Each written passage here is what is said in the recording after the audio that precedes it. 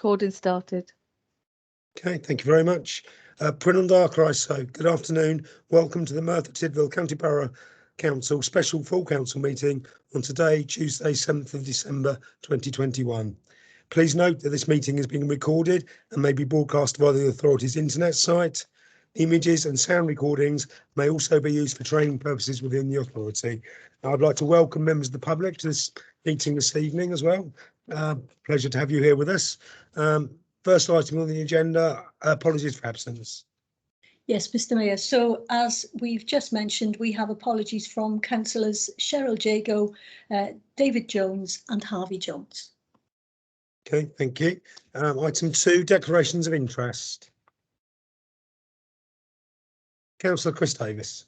Yeah, diolch Mair, thank you very much, Mr Mayor. Obviously, only one item on the council agenda for the special meeting this evening, so I will be declaring a personal and prejudicial interest in the matter on the agenda, as obviously the recommendations of the report is a revised option 2 on the Greenie, and obviously I live in very close proximity to that property, so I won't be taking part in the debate this evening, Mr Mayor. Okay, thank you, Councillor Davis. Any other declarations? No, that's it. So item number 3, 3 to 16, voluntary aided Catholic school, extended site consultation 2, and Councillor Lisa Mitten, please. Thank you, Mr Mayor. Mr Mayor, I'll go through the summary of the report. At 1.1, the purpose of this report is to provide an update regarding the outcomes of the extended 3 to 16 voluntary aided Catholic school site consultation undertaken in the first part, April, May, and then July through to September 21, and to consider outcomes from further investigation and development of the potential site options. The recommendations are in 2.1, an additional public consultation on the following revised options for the site of the 3 to 16 be approved. They are revised option 1, still considering the Greenie. This is the Greenie option, but revised as per 9.2 in the 9.12 in the report, including the provision of additional protected open space to be provided to the community on the current Bishop Headley High School site, phase 2 site. And the second one is revised option 3A, the current Bishop Headley site, which wasn't in the original consultation. This is the proposed development on the current Bishop Headley High School site, but with secondary sport pitch provision on Plateau 2 of the Buttercup Fields. So just before moving those recommendations, Mr Mayor, I want to thank all the councillors and officers for the workshops that we've had, the meetings that we've had, the opportunity to ask questions and answers, and also thank those members of the public that have been in touch with us to convey their considerations and concerns around the Greenie, and also the ideas that they came to us as well as councillors with regards to additional options, i.e. the additional community open space now, and also using the Bishop Headley site, but on the provision really that we use additional space to provide a sports pitch. I so move, Mr Mayor. Thank you. Is there a seconder for that, please? I'll second that, Mr Mayor. Thank you, Councillor Thomas. So there are any questions then, please? Councillor Andrew Barry is first. Yeah, thank you, Mr Mayor. Not so much a question as an amendment to the report to include a third option in the second, third, fourth consultation, depending on how you define every element of it, that includes the phrase none of the above, as has happened in the previous consultation. So, Monitor Officer, in relation to recommendation 2.1, option 2, and recommendation 2.2, option 3A, there needs to be a third recommendation at 2.3, the population surveyed in consultation 2, as it's called within the report, have the option of none of the above. The fact that the Greenie yet again is on this third consultation, second consultation, astounds me. Even though 3/4 of those surveyed chose an option which excluded the Greenie. In consultation, we either have a representative population that we survey that is seen as having validity and reliability, or we don't. So if the consultation has all of those, then why do we choose to ignore it and include it yet again in this consultation? I became an independent member, Mr. Mayor, to support my community, give a voice to the people of Merthyr, represent the residents of this town, stand up for their right to be heard against the political leadership and officers. This report flies in the face of all that. I speak to the residents, I continually get phone calls, texts, messages about this particular issue. I've even had a petition handed to me, Mr. Mayor, to bring into the Civic Centre and hand to Simon Jones. And I know it's because I'm not afraid to stand up to the leadership of this administration or any other administration, and certainly not to officers. I'm not swayed by social media. But look, there are some who are, and there are some who believe and live their lives on social media. And there are some who still claim that social media is not representative of public opinion. And it is. With this in mind, if this is the case, then there's no need to worry about none of the above. But I move that recommendation, Mr. Mayor. Thank you. Is there a seconder for that? I second that, Mr. Mayor. Okay, thank you. Keris? Yes, so if everybody could put their hands down, we will now need to deal with any questions in respect of the amendment which has been proposed and seconded, because that's what you have to deal with first. So, Mr. Mayor, you'll need to deal with that. I don't know whether there are any of the officers who wish to say anything before members ask their questions, but if not, if you want to just ask whether there are any questions about the amendment, I think everybody's clear as to what it is, and that is that there should be a third option, none of the above. And Mr. Mayor, if you want to move on, but I can see that the Chief Executive just wants to make a comment, and I think perhaps if you ask the Chief Exec first and then move on to take questions, Mr. Mayor. Yes, thank you. We'll do that. And I think Anthony Lewis also had his hand raised, but shall we go to the Chief Executive first, please? Thank you, Mr. Mayor. Yeah, I just wanted to make the point that obviously members will be aware that we have looked at alternate sites during the course of this work. And it's probably best, I was going to speak just before Anthony came in, so but I can see Anthony probably wants to clarify it, but in the work that's been undertaken by officers, that we have looked at viable sites that are available at this moment in time, and essentially there are none, so that are in our ownership and viable for the size of this 3 to 16 school. So I just want to make that point as council to consider the obviously the amendment. But Anthony, you may want to come in and clarify a bit further on that aspect. Yeah, thank you, Ellis. Thank you, Mr. Mayor. It was just with regards to the none of the above option. We included that in the last consultation, and that was worded around none of the above, but please suggest an alternative suggestion, if possible. And then out of that consultation, that exercise, then a number of responses came back that have been considered within the report in detail in terms of the sites that were suggested, and further feasibility studies have been done around that, which has led us to consider the Bishop Headley option as a viable alternative. So we've taken advice then from the Consultation Institute with regards to this next phase of the consultation, and their advice is that because we've already asked the question in terms of from the public, suggest alternative sites, they've provided that, we've given that due consideration. We no longer are required to ask that question because we have given a viable alternative around the Bishop Headley site, and as Ellis has said, there aren't other viable alternatives as per the report. So in terms of this next phase of the consultation, we are asking for a preference for either the Greenie option, which we have amended and has been changed following the consultation, or the Bishop Headley option as an alternative, because there is nowhere else that we're able to deliver this, given the sites that we have and the time that we have available to deliver this project within the Band B programme.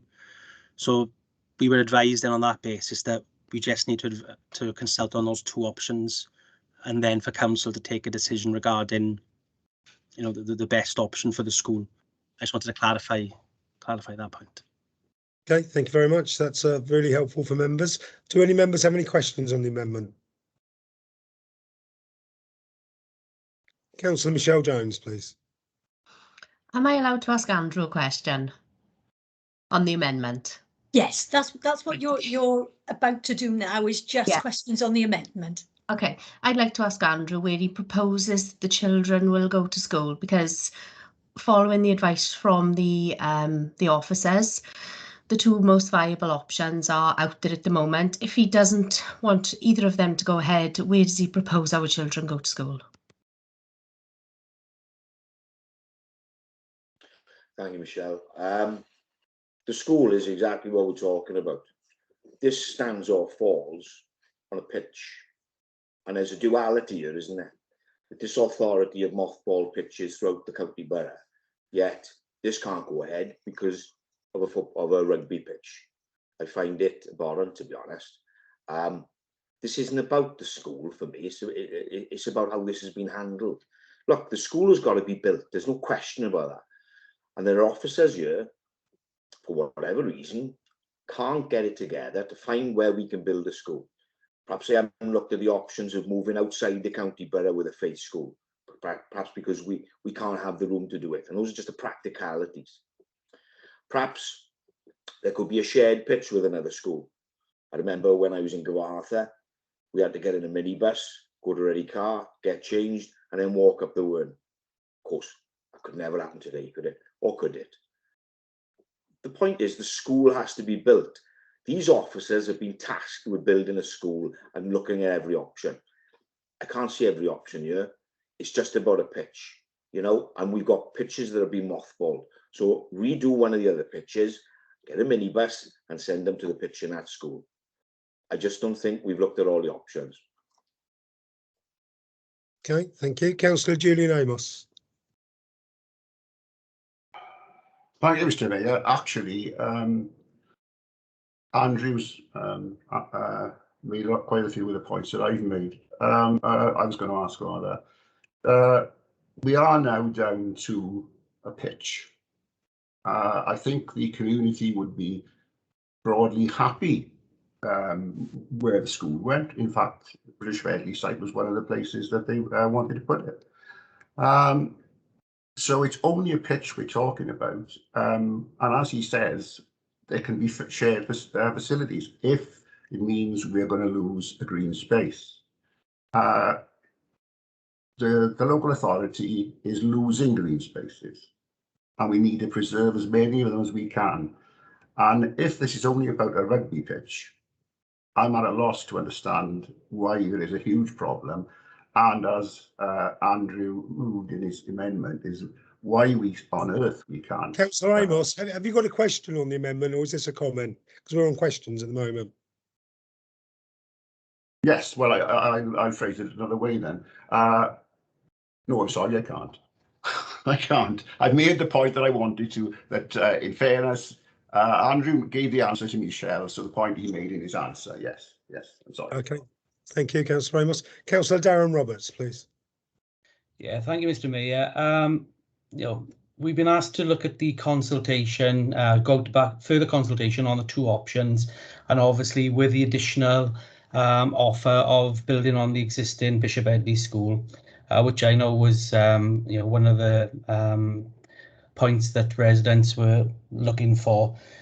It's been identified that there's not enough or not suitable land for the school. I disagree on that. I think that there could be, and you know, it would mean changing part of the LDP, which in itself is quite an onerous and difficult task. I understand that. But my question is, if we go down the route of none of the above, without actually giving an option of another area or another plot of land, and that comes back as the most favourable option, and then council decides to go for that option, would we be at risk of losing the school altogether? Because we owe it to future generations of learner within the county borough, not just with this faith school, but for all schools, you know, we're striving to get up the table when it comes to ESTIN and attainment and results and everything for our children, but we need to give them the best tools to do it. So my question is, if we opt for this option of none of the above, is there a risk of the school not being delivered for Merthyr Tydfil? Thank you.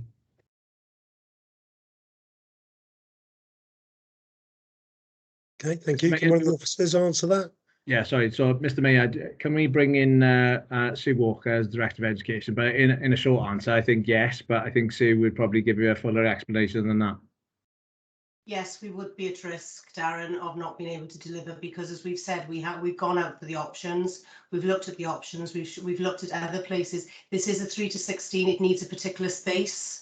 It cannot be. It's not the same size as a secondary school. It's not the same size as a primary school. It's a 3 to 16 and needs specific aspects. So if we cannot make a decision, we are at risk of actually losing this. Mr. Mayor, can I just ask, it may be relevant if Judith or Craig actually just expands on the land discussion? Yes, can I just come back on that point, please, Ellis? The point that Sue made. Yeah, I agree with that, Sue. And obviously, if there was another option coming forward, I could consider that. But for me, you know, being quite vague with none of the above and the risk of losing this for our future generations of learners within the county borough, I don't think is acceptable myself. You know, the consultation, if there was 5 options on the agenda item, 5 different areas, and then go to consultation, I'd be content with that. You know, it's all about, as many a person have said, it's all about engaging with the public, and we need to take on board what the public is saying. But as members, we need to do what's right as well for future generations.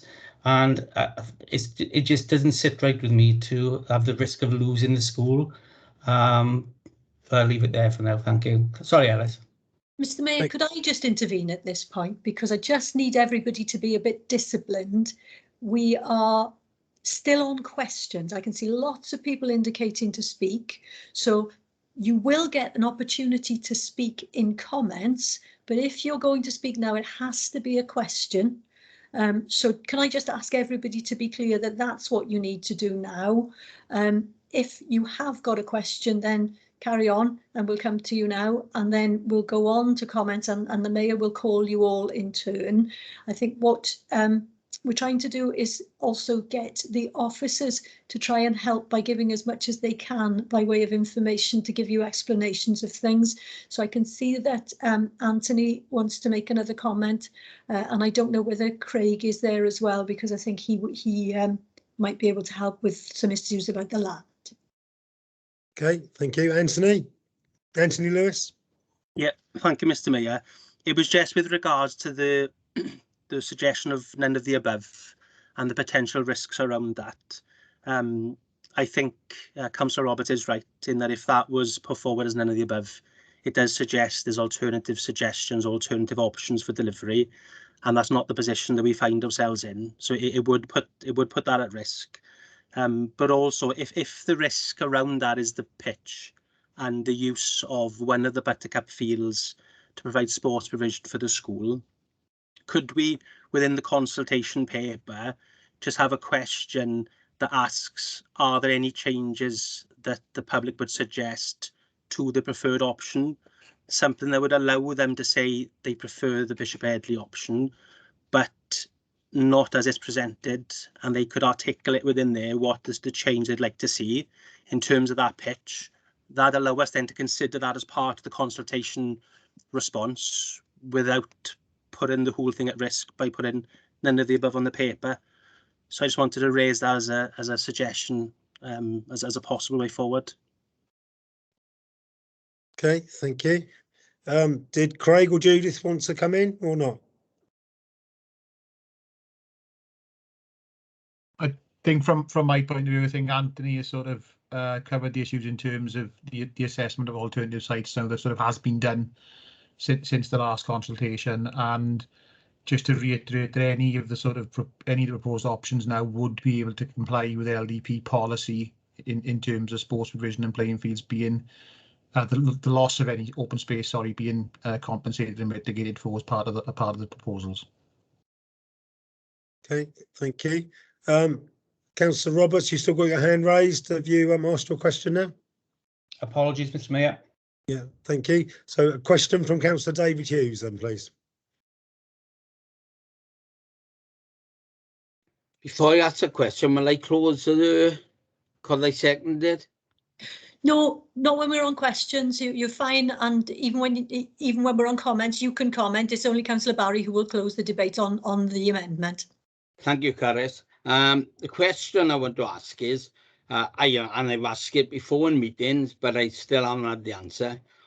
And we asked the community if we could have used one of the 2 pitches there in the daytime for the school, which are already there.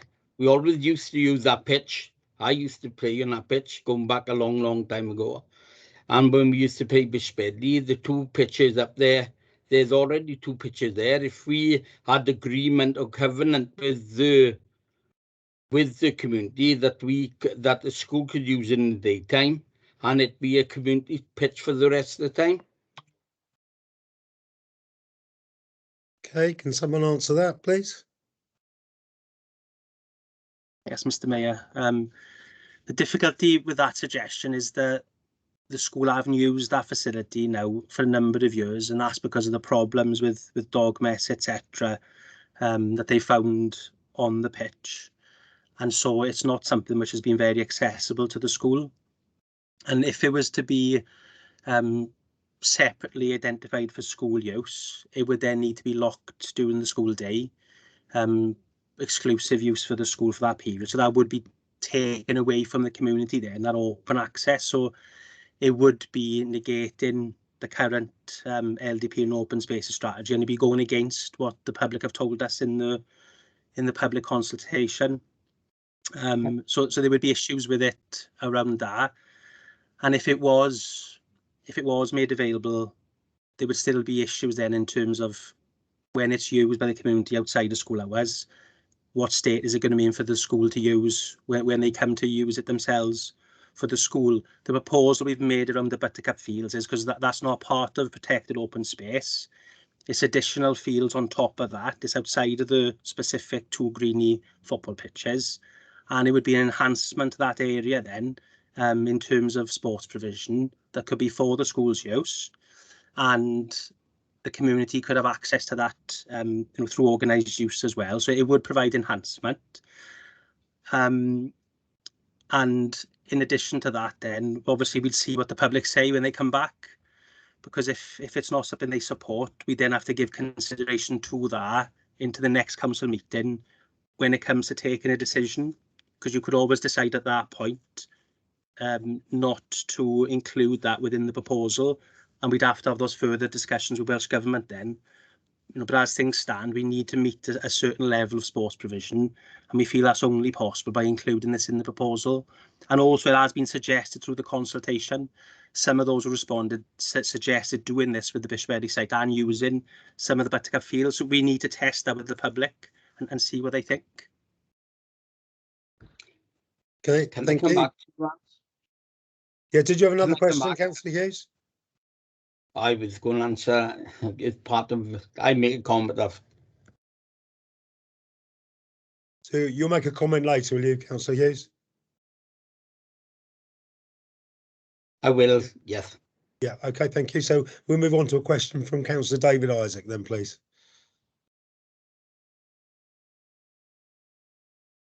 Thank you. My first question was actually stolen by Councillor Andrew Barry, but I'll go on to my second, and it sounds rather simplistic. Can anybody explain why the need for the super school, when I have had residents, parents and teachers not show great enthusiasm for the building of this school? I would much prefer the money spent on refurbishment of the primary schools they're in now and of Bishop Headley. Thank you. Okay, can someone pick that up for Councillor Isaac, please? I'll pick that up for Councillor Isaac, Mayor, and I don't know if Anthony wants to come in as well. The current Bishop Headley site and St Illty's and St Mary's and St Aloysius are not fit for purpose at the moment. Their sites would need a considerable amount of work.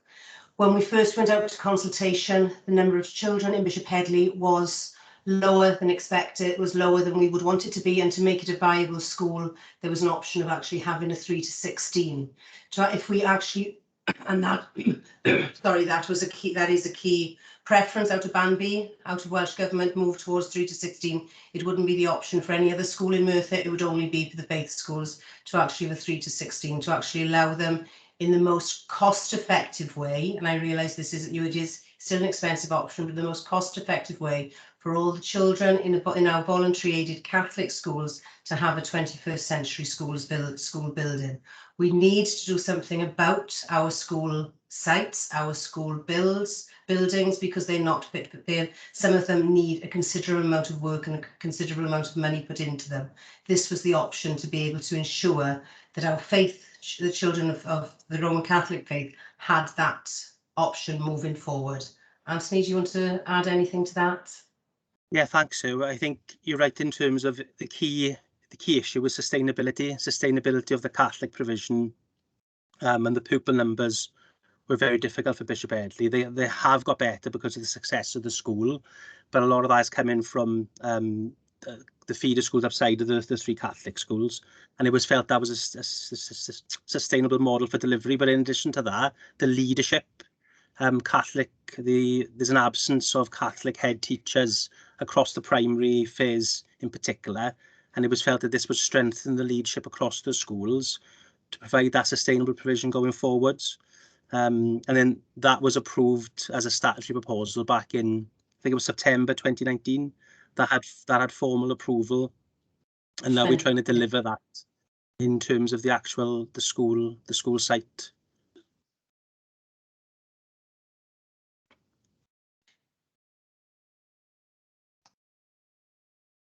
Okay, thank you very much. Sorry, I was on mute there. Councillor Kevin ONeill was next, please.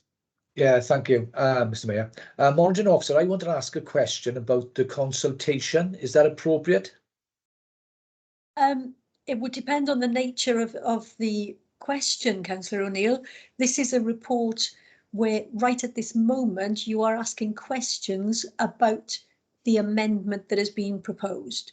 So the amendment talks about a consultation being expanded to include an extra provision. So if your question about the consultation relates to the inclusion of that extra provision, then yes, you can, but otherwise it wouldn't be relevant to the issue that you're debating. Well, my question relates to the continued inclusion of the Greenie option in the consultation. The nature of it is that with overwhelming public opinion against the Greenie option, my question is it still appropriate to have it on the report? It has been explained to me before why it is, but it might be useful for the public record for someone to explain that again, so that the public understand what the explanation I've had for it being in there. Thank you. Okay, thank you. Can someone answer for that for Councillor ONeill? Yeah, thank you, Mr. Mayor. The option for the Greenie is the preferred option in terms of the consideration of the sites and what it provides in its totality for the education provision, but also for the community benefit with enhanced facilities. And when we consider the programme length to deliver the Greenie, the overall cost, it provides the best value overall, the best economic benefit. And so it's a viable option, but also it seems to be the optimal solution in terms of education delivery and what's achievable. Clearly, we've considered the public feedback with regards to the green space and the need to ensure that there's sufficient green space that's provided back to the public that's accessible. And that's the reason the option's been changed. There's a number of changes from the previous Greenie option that's gone out. And the advice we've had is that, you know, you've had the public consultation, you've had that feedback, you've listened to that and made changes. You've got an alternative now to test the greenie against, and which is again responding to what the public want. And what we need to do is to go out and share that information with the public, to see which option they prefer, and to see if there is more support now for the greenie option that the changes have been made, or if the opposition is still as strong. I think we need to test that, and then obviously council can see that feedback and take a decision. So the advice we've had is that we need to put those viable options on the table in order to be able to deliver this fairly and equitably. Okay, I mean, I'm not convinced. I don't know if the public will be convinced in the way that it comes across. It feels like here it is again. We think it's better for you when we're not listening. It doesn't give me the impression of listening. That's just my opinion, and thank you for that. Okay, thank you, Councillor O'Neill. Councillor Kevin Gibbs is next with a question, please. Yeah, thank you, Mr. Mayor. Sue answered Darren Roberts' question that yes, this could potentially stop the build, this school being built completely, but she never really explained, Sue, why it would stop the school being built. Could you answer that, please? Yeah, if we can't have a decision, if we don't get a decision on either site, we haven't got a suitable site in the county borough, because we've looked at the sites. These are the only two. These are the two viable options. So if we haven't got a decision on either of these options, the 3 to 6, we will not be able to complete on a 3 to 16 option. So am I right in thinking it's nothing to do with the timing of the funding then? The timing of the funding is within Band B.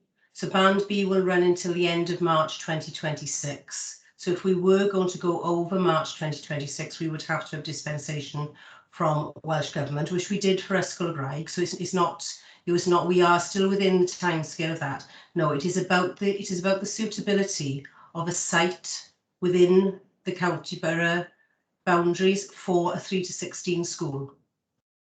Okay, okay, thanks, Sue. Thanks for clarifying that, because I was always under the impression it was to do with the with the funding window.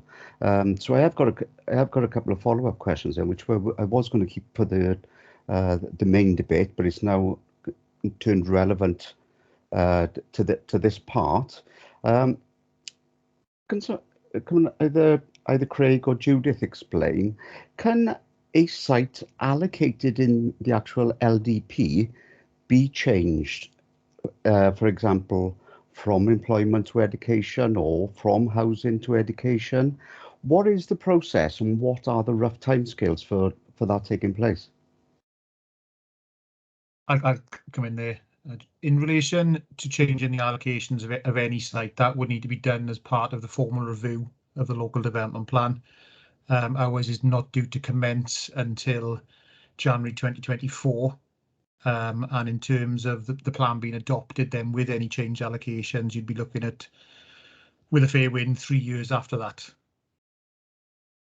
So are you saying at this moment in time, we cannot request a change to any site in the allocation?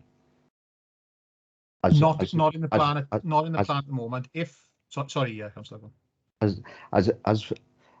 If council decides that they wanted something to be built on a certain site, and I'll give you an example. I know the Goat Mill Road is now out of the question because there's already something going on there, which I'm disappointed that wasn't used in the original as an option for this originally.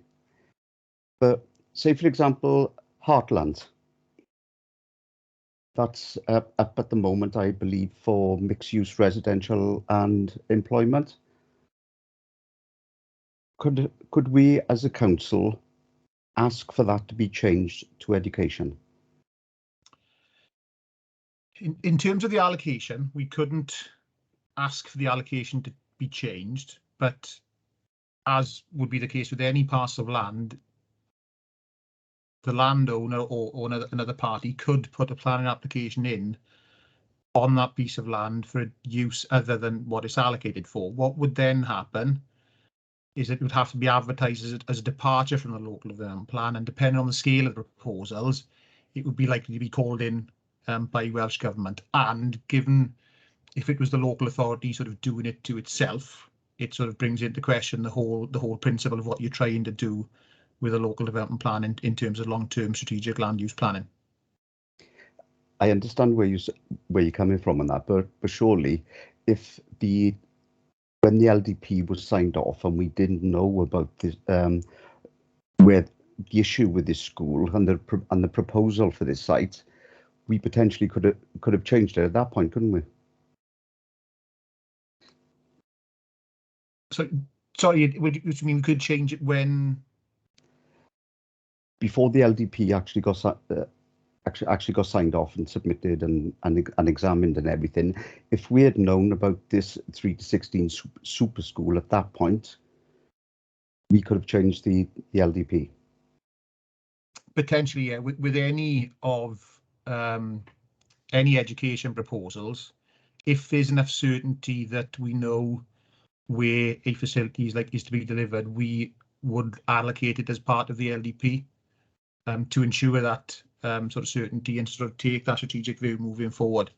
However, at the timescales that we were preparing the LDP, essentially between early 2017 and between submitting it to Welsh Government in January 2019, there wasn't enough of a degree of certainty around any education facilities to actually allocate them on the plan. That's why there aren't any schools allocated on the LDP at all. Sure. So I'll go back to my question. Could we change it if full council agreed? Not at this point in time, no. We would have to trigger a full review of the plan and go back to the start and write the new plan from scratch. And that isn't due until 2024. You said we could trigger a review. You can trigger a review if the plan is failing. However, the first monitoring report of the plan shows that the plan isn't failing at present. Could I come in there? Sorry. I can see. I can see Sue's got her hand up. If you want to come in. This is actually part of the Ban B proposal. Okay, and as Craig has said, when the LDP was actually looking at, when we were looking at the Ban B, and it was before I was in the employed within the council, so we didn't have that link across with the LDP, so there wasn't anything outlined for education. What I will say is that the revision of the next LDP will have sites for education, but it'll be out to the timescale of Ban B, and that's what we're currently working on with Craig. And we'll be bringing back early in the next administration what our plans are, what our options are for Ban B. So some of this, so we will have certain sites identified for education in the revised LDP, although we haven't got them now. But that would be out to you mentioned timescales earlier on, Councillor Gibbs. That would take this one out of the timescale and out to Ban B, because we're looking at Ban C, which starts in 2027. So we would be out of timescale for this one, which has already been agreed within Ban B. Sorry, I'm confusing myself. Okay. I'm not sure that helps, but that's where we are. It doesn't at the moment. Did I see Judith with her hand up as well? Sorry, Mr. Mayor, am I taking over? Yeah, she's not on my screen, but Councillor Gibbs, I was just going to, reiterate what Craig said. Really, the simple answer to your question: can we change the allocation? No, we can't at the moment. But as Craig said, if somebody were to put an application for an alternative land use on a piece of land, then there is a departure process to go through for that. So that's different then, isn't it? Because we actually own the land up in Heartlands. I'm using Heartlands as an example. How is that different? Sorry. Because we could then actually as you said, put the proposal in for a departure and start the process. So if somebody were to put a planning application in, that could be us. or anybody, then it would get reported through the departure procedure as Craig outlined, and that's the only way that it would be an alternative land use on an allocated piece of land. The allocations that are in the LDP are set. We can't change those until we go to a review of the LDP. Okay, yeah, it's not what I've been told. Okay, all right, I'll finish there then. Thank you, Mr. Mayor. Okay, thank you, Councillor Gibbs. Councillor Ian Thomas is next, please. Thank you, Mr. Mayor. I thought, correct me if I'm wrong, but I thought there was a statement in this report saying that responses to the previous consultation will be taken into account for this consultation. Could somebody explain to me how that will work when there's two separate sets of questions? And in fact, one of the questions on the first consultation was none of the above. So how would that work? And if I was a resident up there and I was getting this questionnaire, are all residents expected to fill in this new questionnaire if their previous answers were different to anything that's appearing on this? I'm not quite sure how it's all going to work. Perhaps somebody could explain it, or have I got the wrong end of the stick? Thank you. Okay, can someone help Councillor Thomas with that? Yeah, thank you, Mr. Mayor. Thank you, Councillor Thomas. The current consultation we're reporting on was split over two parts. It was split over the April-May consultation and then the consultation undertaken between July and September. So anyone who responded to the first consultation then, their response has been included in this overall report. But what we're proposing is a new consultation because we've changed the options. And so anybody who's responded previously would need to respond again and would need to give that response because it's a new consultation on two separate options. So previous responses wouldn't count for the new consultation going forward. Thank you, Anthony. But will that be made clear then to everybody that they need to respond again? Yes, it will. Okay. Within the consultation papers, we'll make that clear that it's a new consultation on revised options. Thank you very much. Thank you, Councillor. Okay, thank you, Councillor Thomas. Councillor Tony Rogers, please.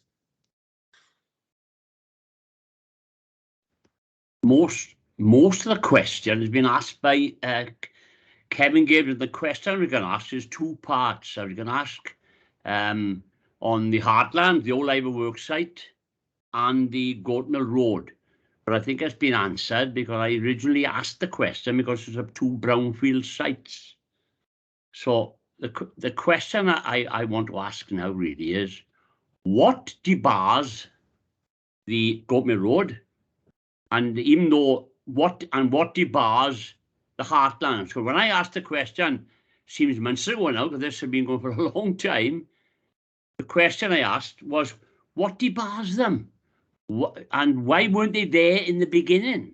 That's a question I'm asking, because these were brownfield sites. Please. Okay, I see Alan Owen has got his hand raised. Perhaps he would like to make a contribution at this point.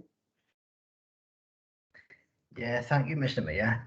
Going back to the LDP, obviously this council has approved the current LDP, and that's the land use map, obviously for development for Merthyr Tydfil over the existing monitoring period. Can I suggest that we take this offline and discuss exactly what was in the LDP as opposed to the discussion that's actually happening now, Monitoring Officer? Yes, of course you can. What we seem to have, though, is a very generalised discussion now going on, and the questions seem to be very generalised rather than focused on what has been moved and seconded as an amendment to the recommendation, and that is the inclusion of none of the above. Now, I can sort of see why some of these questions are being asked, but I don't think they are entirely relevant to the whole question of none of the above.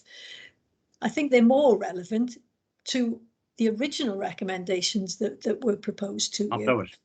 But the whole issue of the LDP and what other areas could have been considered, these are all matters that I think should have been raised prior to this meeting, when you had workshops and when you had all of the extensive discussion that went on to explain those issues to you.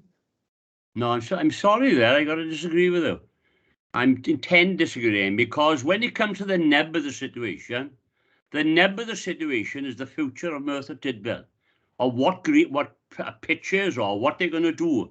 So when you come to a full council, I think any member is entitled to ask a question, and every question hinges what's coming after. I agree with you, because partly what I asked on Kevin would be with the general one after, not the amendment. I agree, accept that.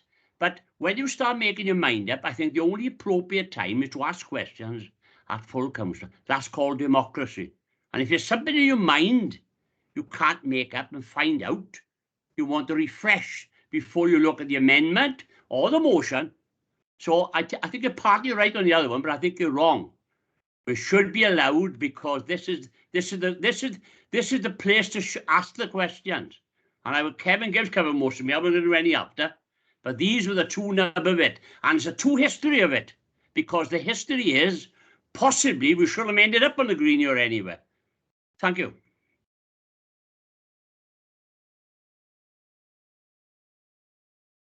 Okay, thank you, Councillor Rogers. So, Councillor Bill Smith, please. Thank you, Mr. Mayor. Two questions I'm going to ask, and Kevin Gibbs mentioned the LDP to review it. If you review it, I will take us on 2024. So could we work something in our system, and the funding is not available till 26? Could we work something on that and look at the sites like on the Goatmill Road, because the Goatmill Road is a top priority site for myself. That's the ideal site for it. I know we will go in now, and I can come back to another question, Mr. Mayor. Okay, thank you, Councillor Smith. Someone want to respond to that? I think we'd still be outside of the timeline, Councillor Smith, because if we're looking to finish, Band B finishes in March 2026. So if the LDP is actually revised in 2024, we wouldn't have time to complete this site, this build, before the end of the Band B funding envelope. Okay, and the other question I got now, we talked about consultation. We spoke about consultation for the last 18 months. We've done it 3 times on the site, and what a mess it has been. So are we going to do this consultation in the right manner and the correct? Because are we going to speak to all the residents in the 2 wards as concerned? Because last time we had to go back out and send all these letters out. Are we going to do it? Are we going to talk face to face if we can? Are we going to we can't have public meetings, we know that. But are we going to do it? All going to have letters? Yeah, I'll come in there, Councillor Smith. Obviously, yeah, it has been challenging because of COVID with regards to this consultation. But moving forward, obviously, we adhere to the national guidance and consultation principles by Welsh Government. And we will do, a meaningful consultation in the next process, as we did on the last one. And if that means direct mail shot, yes, that's something that we will have to do. Mr. Mayor, can we take the word meaningful out? I want a full consultation. Anybody can have meaningful, but a consultation to keep the residents up to date and what they're going to vote for. Because at the end of the day, we've had this twice. I don't want to come back to us now again, and then we can lose everything. Yeah. So it's sorted once and for all. Yeah. Okay. Noted, Councillor Smith. Yes. Okay. Thank you, Councillor Smith. Councillor Brent Carter, please. Yeah. Thanks, Mr. Mayor. It's not a question on the amendment by Councillor Barry. It's a question to Carys. No, it is important, Carys. Sorry, if you bear with me. during Kevin's question, his last question, but just before Judith Jones came in to answer, the internet threw me out for about, I don't know, a minute, so I had trouble to getting back in. In that respect, due to obviously weather changes and all this sort of stuff, am I allowed to comment, speak or vote now because it threw me out? So hence the question I'm asking you now. So I think it's quite important. This has to be a matter for you, Councillor Carter. How long were you out for? Do you feel that you I was out from. The only thing I missed was Kevin answered his question and Judith was answering. And it threw me out, and then I came back in at the very end when Judith was answering Kevin's last question. So I just want some sort of clarity, that's all really, not to get into trouble. Yeah, I mean, technically you have missed a part of the debate, but as long as you feel that you heard and understood enough of the answer to be clear that you've heard what was going on, then you can vote. But I can't tell you how much you heard and whether you feel that you missed some answer. That means you don't have all the information for the debate. Okay, thank you. All right. Yeah, thank you. Okay, thank you, Councillor Carter. Councillor Julian Amos, have you a question this time? Yes, I have. Thank you, Mr. Mayor. It's a question for Carys, actually. I suppose it's a procedural one. At the very beginning, I was going to move an amendment very similar to Andrew's and drawing on something that Councillor Smith has now said about it being full consultation. I was going to add something now. Do I just mention it now? Do I ask Andrew to include it? Do I move it as a further amendment or whatever? So I wanted to ask Carys. You will need to move anything further that amends the recommendation as a separate amendment. We've allowed a lot of discretion around the discussion because the nature of the amendment that Councillor Barry has moved is very broad. It makes the whole thing very broad, and for that reason I haven't tried to tie you down to anything particular because it's a very broad amendment. But if what you're going to talk about is a different subject, to say, well, if you're going to talk about the consultation, that is not the nature of the consultation rather than the subject to be consulted upon. That's something different, and therefore we would have to stick to the amendment that's been proposed by Councillor Barry, deal with that, and then if you have something separate to propose, you would need to propose that as a separate amendment. It would be something very similar to Councillor Barry. It would simply be to add a line or two. No, we have an amendment that you've already debated at considerable length now, and I think we're only going to end up confusing things if you add something into that. Okay. Okay, are you happy with that, Councillor Amos? Not really, but never mind. It's we proceed. Okay, we move back on then. Councillor David Isaac. Just some clarity for myself, and it is to do with the options. Going on to option 3A, it's to do with the traffic survey. So would this be the time to bring it up? I believe that the traffic survey has been flawed. So if we use it as an option. No, Councillor Amos, sorry, Councillor Isaac, that is part of the debate on the main recommendation. Currently, yeah, that's what I was asking. That's all. Yeah. So that would be later. Yeah. Okay. Thanks. Okay. Thank you. So if there are no more questions on the amendment, we'll move on to comments on the amendment then, please. So are there any comments? Councillor Clive Tovey is first.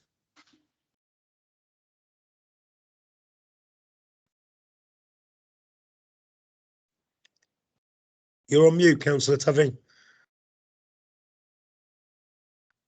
Sorry about that. Someone commented earlier that one option would be to move the school outside the county borough, but to me that's not an option really.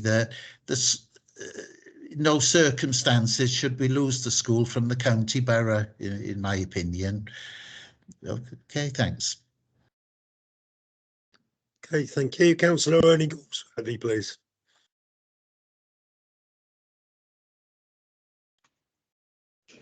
Yes, thank you, Mr. Mayor. I have to say that I'm not very happy regarding the amendment of none of the above. We have an incredible asset of a multi-million state-of-the-art school. We should grab it whenever we can. If we lose the money, we should be ashamed of ourselves. We have a great team and we have a brilliant chief officer learning. Let us not lose this outstanding asset. That's all I have to say. Thank you, Mr. Mayor. Thank you, Councillor Galsworthy. Councillor Julian Amos. Please forgive me, I have laryngitis at the moment. I'm struggling to speak, but hopefully we'll get through the meeting. Councillor Amos. I know you feel I'm rapidly getting that as well. Do I move my further amendment now, Caris, or what do I do? Is it after this one's passed, or I'm totally in the dark? I haven't got my copy of Citrine's to hand, so I'm relying on you. If you want to move an amendment, you can move it now, and it would then either defeat the amendment that's already been proposed, or if yours is not passed, then we would continue to debate and finalise the amendment that's already been moved. Thank you. What if Councillor Barry accepts that and we don't go to If you propose an amendment now, then Councillor Barry would have the option to accept that amendment to the amendment that he has proposed. Right. Thank you, Caris. Thank you very much. So should I do it now or should I do it later? I think that's got to be up to you, Councillor Amos. I suspect that what you're supposed to do. What's the amendment? What I was going to say, Councillor Barry, was I agree with everything that's in your amendment, and all I was going to say was that the public consultation document, as set out at paragraph 9.14, must include the pros and cons of all options, including the proposed third bullet point, which is neither of these. That would give us the opportunity of saying, well, if you do go for neither of these are the consequences. And the same goes for the others as well. We can tell the public, this is what's going to happen if you vote for this option, or this option. And then, depending on what they come back with, then we can vote, we take the final vote. I don't know, that's up to Andrew now, whether he accepts that. So just for clarity then, Joe, what you're saying is in option 1 and 2, consequences of a yes or no vote on each of the initial recommendations, yes. Point 1 and 2.2, we point out these are the recommendations, these are the consequences of a yes or no vote, and likewise within 2.3 as I proposed with yes. I mean, at the risk of it, if I can ask Kerry at this point, does that overcomplicate the consultation, or will it make it easier to understand? That's my question on the amendment, to be honest. Yeah, obviously, yes, it can overcomplicate things, but maybe it might be necessary to be able to do that to move forward with this. I don't know if Anthony wants to add anything to that. No, I think what we're getting into now is exactly the reason why you need to take each amendment separately, because we're not here to have a debate about what you want to propose as an amendment. We are either going to have amendments which are agreed and then are voted on having been debated, or not. But we can't have a lengthy discussion now about what's going to be included in the amendment. So Councillor Amos has moved an amendment. Councillor Barry can either agree to adopt that as part of his amendment, or we will look for a seconder for Councillor Amos's amendment and we'll debate and vote on that. I think, Caris, I understand what Councillor Amos is trying to portray, and it's clarity within 1, 2 and 3 as recommendations. So I'm happy to include it. Thank you. Can I just check that Councillor Hughes is still happy to second that as his amendment?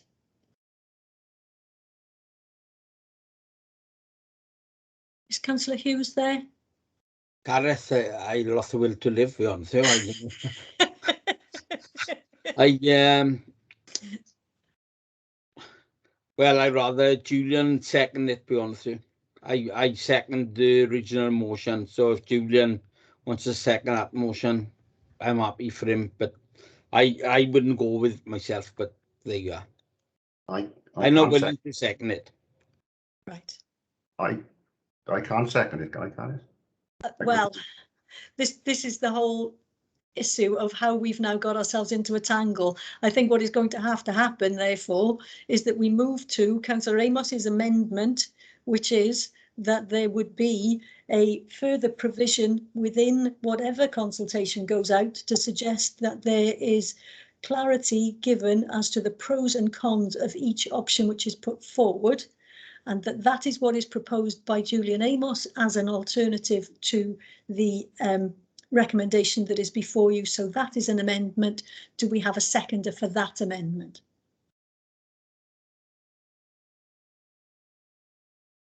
No. Then on that basis, not my night. Councillor Amos, that I can see Councillor Tony Rogers is indicating to speak. Are you seeking? But actually, that would have been a further amendment. Yes, so that's what we are now. It's an amendment. It should have been further amendment. We Yes, got amendment and a second, more than a second. Just a point of clarity is all. Yeah, I thought that was what I said, but just to be very clear, we are now dealing with Councillor Julian Amos's proposed amendment. That is a further amendment. Further amendment, that's right. Yeah, and not an amendment. We were looking for a seconder for that, which we don't have. And so the further amendment falls. We're back in amendment. Thank you. We're back to the amendment. Lovely.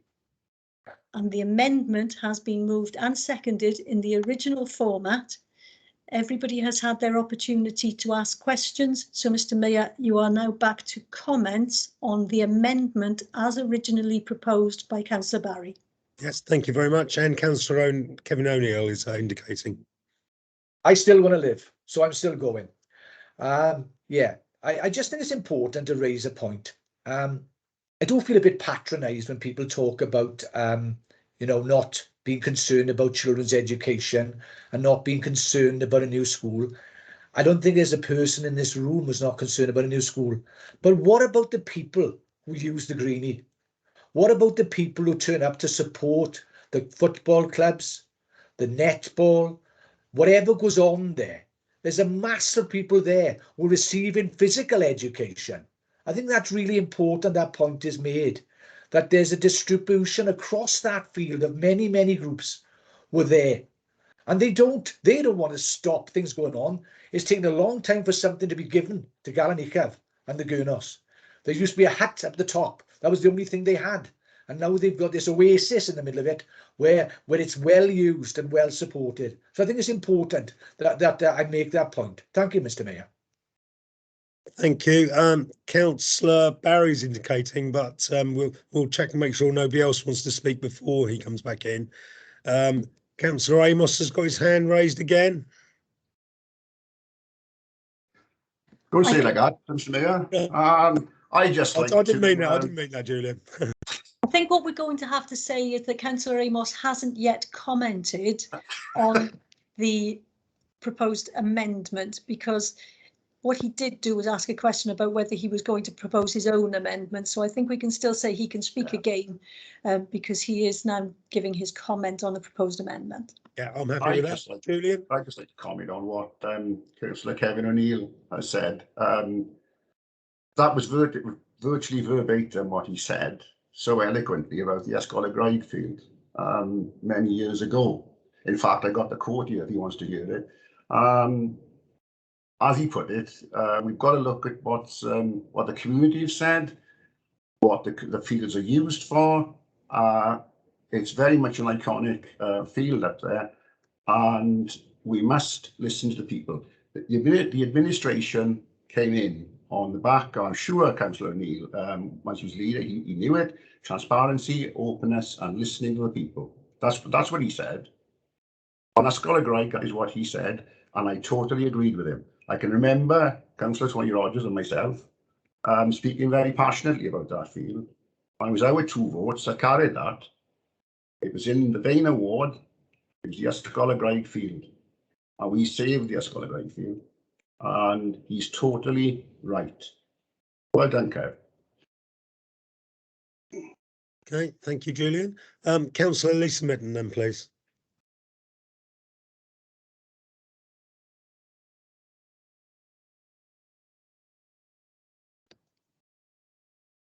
You're on mute, Lisa. Apologies, it's the hailstones outside as well. Thank you, Mr. Mayor. I just wanted to comment in relation to what Councillor ONeill and Councillor Amos just said, because inevitably much has been said regarding the comparisons of Ysgol y Graig, and obviously, you know, we've clarified those in all the different workshops that we've had on social media as well. We are a listening council. We do listen to the residents and to those that use the pitches, but I just wanted to make the clarification that in respect of the 10 teams or so, the Gurness FC who play on the greenie, they were actually in teams meetings as part of the consultation. They were supportive of having better sporting facilities on the greenie as part of the consultation for the greenie, for the school to go on the greenie. So I just wanted to clarify that, Mr. Mayor, as part of my observation. Thank you. Okay, thank you. So would anybody else like to comment? Yes, Councillor Kevin Gibbs, please. Thank you, Mr. Mayor. And as Councillor Mitten has replied to Councillor ONeill and Councillor Amos, I would just like to say that when the Gurness FC were given their approval, they only had 2 options, and whichever one they were going to lose the greenie. So I find myself, I don't know why I'm going to pinch myself, but I'm actually find myself agreeing with Julian and both Kevin on this. Mr. Mayor, as a matter of clarification, that's not actually factually correct. They were also involved in the other consultation, which we amended after listening to the public, and they were also involved in that one as well. Thank you. Okay, right, thank you. So would anybody else like to comment before Councillor Andrew Barry closes the debate on the amendment? No, no one else has indicated. So Councillor Andrew Barry. Oh, sorry, Councillor Tony Rogers has got his hand up. I'm in late, I did. What I'd like to say really is that I think that the idea now of the greenie or the buttercup field anyway, I think we lost the opportunity. I think whatever we're building should have been a brownfield site. That has been the trouble. We're now down to the areas of which should be preserved and not touched at all. But we're in a situation where we want a new school and the facilities are needed. So I think we've got to look at it now. What's gone is gone now. I would love to have seen it, the old Ivor worksite, or even the Goat Mill Road, and linked up to industry, where it could have been sponsoring part of the school, actually. I think it would have been a great idea there with industry. But I think now we're on a situation now where we are, we have to decide now which way for the report to come back and then to make the decisions. I'm prepared to do it, but the difficulty is that whichever way you decide to do it, it's not going to be perfect. But I think there might be a way out of it in one part of it. But the other one, I would never agree to the greenie, because I'm probably the oldest one yet ever played on a greenie in all the groups here. I'm older than you, David. And, I know it well. I took teams there, Kevin, with me many times, and loads of other sides there.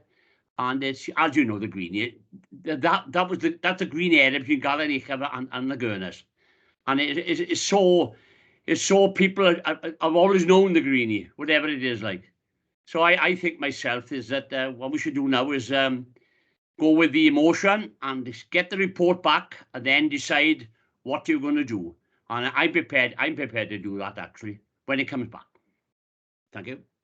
Thank you, Councillor Rogers. Councillor Ian Thomas, please. Very briefly, Mr. Mayor, if the question is not asked now again about none of the above, well, surely the original objections that have been made to the greenie will still stand and have to be considered. Thank you. Thank you, Councillor Thomas. So now we go to Councillor Andrew Barry, who's going to close this part of the debate on the amendment. Thank you, Mr. Mayor. I bet the monitor officer has never been so pleased to get to the final statement. Very complicated. Well done, Caris, for taking us through that. The Institute for Consultation has been mentioned on several occasions, or we've asked advice. It's a very simple question I'd ask them. What do they think about 76% of the people saying they don't want it built on the greenie? We've got, this comes down to a rugby pitch, and within the 3 to 16 ideology, are we really saying that we can't find enough room for a pitch in this county borough?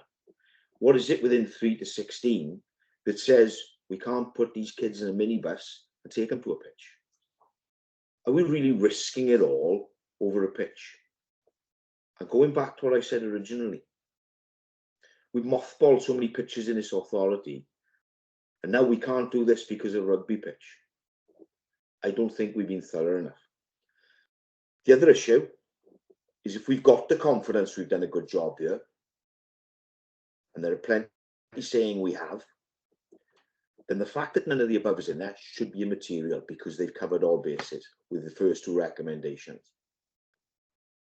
So let's take the chance and let's see, have we done a good job? Because if the public come back and say none of the above, that's more of an indictment on officers of this council not being thorough enough than it is on members in this room tonight. Thank you, Mr. Mayor. Thank you, Councillor Barry. So I'll hand you back to Caris, who will clarify exactly what we're voting for the amendment, just to make sure we're all on the same page. Absolutely, Mr. Mayor. So what you are now voting on is the inclusion. I'm sorry, Anthony Lewis is indicating to speak. Yeah, I'm sorry, Caris. Is that okay? I just wanted to come in on what Andrew said there in terms of if none of the above is voted through as an amendment on the consultation, and Julian asked the question, what's the consequences of voting for each option? There's a very real risk then in terms of that if none of the above is what the public come back with, that there's a risk to the whole project, and there's a risk to that project being delivered. And yes, that'd have to be considered and managed, and we'd have to look at other implications around the LDP and the timeline. But it is a significant risk to the delivery of the project. Whereas if the issue is around the pitch and the rugby pitch being proposed as part of the Bishop Headley option, I just think there may be other ways, or there are other ways that can be dealt with within the consultation questions we ask, without it impacting on having none of the above. I just wanted to share that because it's a very real risk. If that's on there, where do we go then? If that's what the public come back with, that's all. Right, it's helpful for you to say that, Anthony, but the members have had their debate. The members have had their debate now, and they need to vote based on the debate that they've had. I hope that they had all of the information that they needed. I can see Councillor Andrew Barry indicating to speak. Thank you, Monitor Officer. With your indulgence, Mr. Mayor, there's been huge contribution tonight. I think it's a highly emotive issue. This reverberates not now but into the future. And I think it's only sensible we have a recorded vote tonight. Caris? Yes, so if you require a recorded vote, are there 5 members who support the request for a recorded vote? I'm just going to, if everybody puts their hand up who agrees, I'll say stop once we get yes. So we are past the required number for recorded vote. So we will have a recorded vote, and that means if everybody could put their hands down, please, because you won't be voting with your hands. I'll be calling out your names. So just to be clear, what you are now voting on is an amended recommendation. So the amended recommendation is that you have the recommendation as stands at paragraph 2 in the report. So an additional public consultation on the following revised options for the site of the 3 to 16 school be approved. 1, revised option 2, the Greenie, this is the Greenie option, but revised as per 9.12 in this report, including the provision of additional protected open space to be provided to the community on the current Bishop Headley High School's phase 2 site. 2, revised option 3A, current Bishop Headley High School sites. This is the proposed development of the current Bishop Headley High School sites with secondary sports pitch, provision on Plateau 2 of the Buttercup Field, and then with an inclusion of a third option, which is none of the above. So I will now call out. I'm just a little distracted because I can see somebody's hand is up, but I can't see who it is. Monitoring officers myself. Just to make you aware, I lost connection several times to the through the presentation and obviously other elements of the meeting, so I don't feel comfortable to be able to vote on the item. Thank you, Councillor Thomas. I think you'd have to be right. If you lost a number of times, I think you probably would have to rule yourself out. So, if anybody is unclear about the recommendation, could you put your hand up now? Because otherwise I will start to go through the list of members. Thank you, everybody. So I will start with Councillor Julian Amos. Are you for or against the motion in that revised form, or do you wish to abstain? For. Thank you. Councillor Andrew Barry. For. Councillor Chris Barry. Against. Councillor Brent Carter.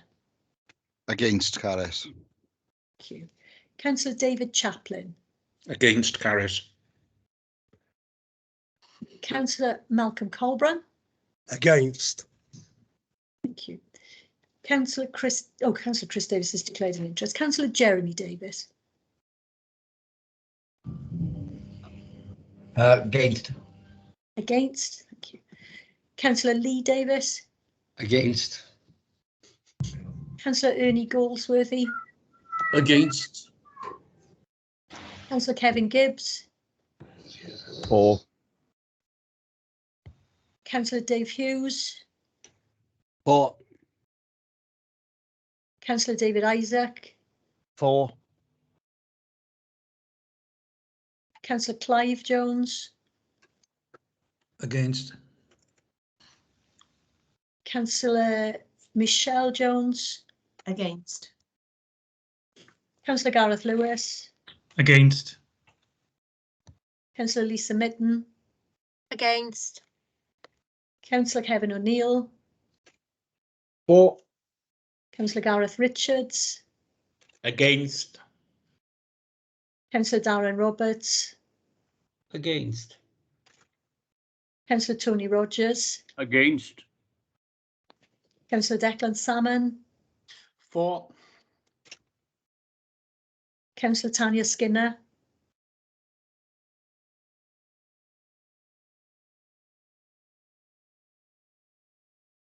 Councillor Skinner, are you there?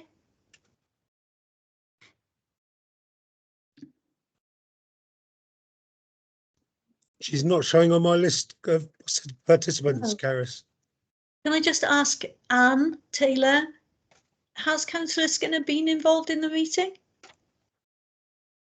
Sorry, Carys, when I'd gone through there, I think I missed Tanya off my list. I don't think she's been here from the beginning. No, right. Sorry.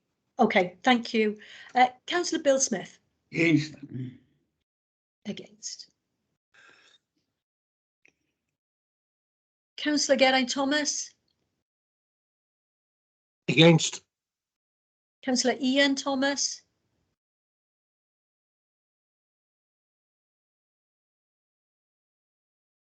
He's on mute.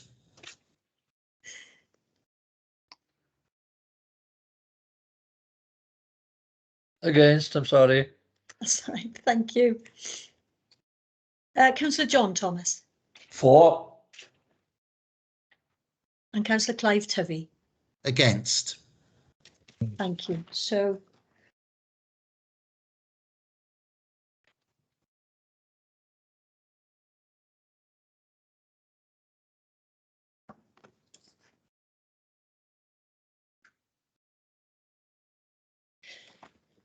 So there are 8 members in favour of the motion. There are 18 members against the motion. So the motion falls. That is, the recommendation falls. So you now go back to the original recommendation, which was for the consultation to be on the basis of the 2 proposals that are suggested there. And Mr. Mayor, you will need to go back and see if there are any further questions now based on those original recommendations. Yeah, thank you, Monitoring Officer. And Councillor Kevin Gibbs has got his hand raised first. Lovely, thank you, Mr. Mayor. First, I do have a number of questions. A couple of them I think we have already covered off. Can the Chief Executive explain the purpose of a public consultation for the benefit and members, for the benefit of members and residents actually watching? What is the actual purpose of a public consultation?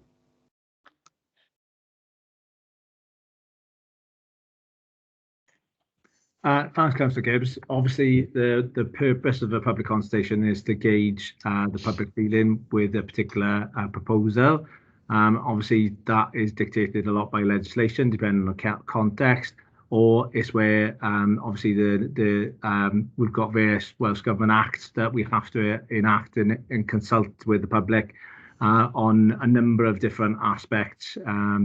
Future Generations Commissioner, for example, requires us to consult on certain aspects of changes to service provision, or for example, building a school, some substantive change within the borough.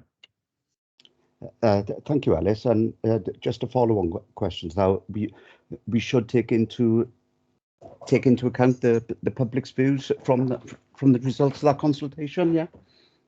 Yes, obviously. So I think it was mentioned earlier about Kerry mentioned about we always try to have a meaningful consultation, and that is always the aim in terms of when we engage with the public, to understand as much as we can in terms of the sentiment. Lovely, thank you, Alice. Move on to my next question. Now, the results of this consultation appear to be a bit skewed, due to the fact that they include the results of the previous consultation, which only had 2 options. Therefore, the people who chose either option 1 or option 2 of the previous consultation may have chosen option 3 on the new consultation. What are the figures just for the new consultation without taking into account previous consultation responses? I'm not expecting you to answer this one, Alice. You've answered me. Do you want me to answer that? It's probably, yeah, sorry. So yeah, obviously I can't give you the detailed answer there, but I'm sure Kerry can give some clarity on that. So we've run 2 consultations, obviously. One was the April and May one, and then one was the extended one. So which did you want the figure on? Just the extended one. Right, the extended one was just over 700.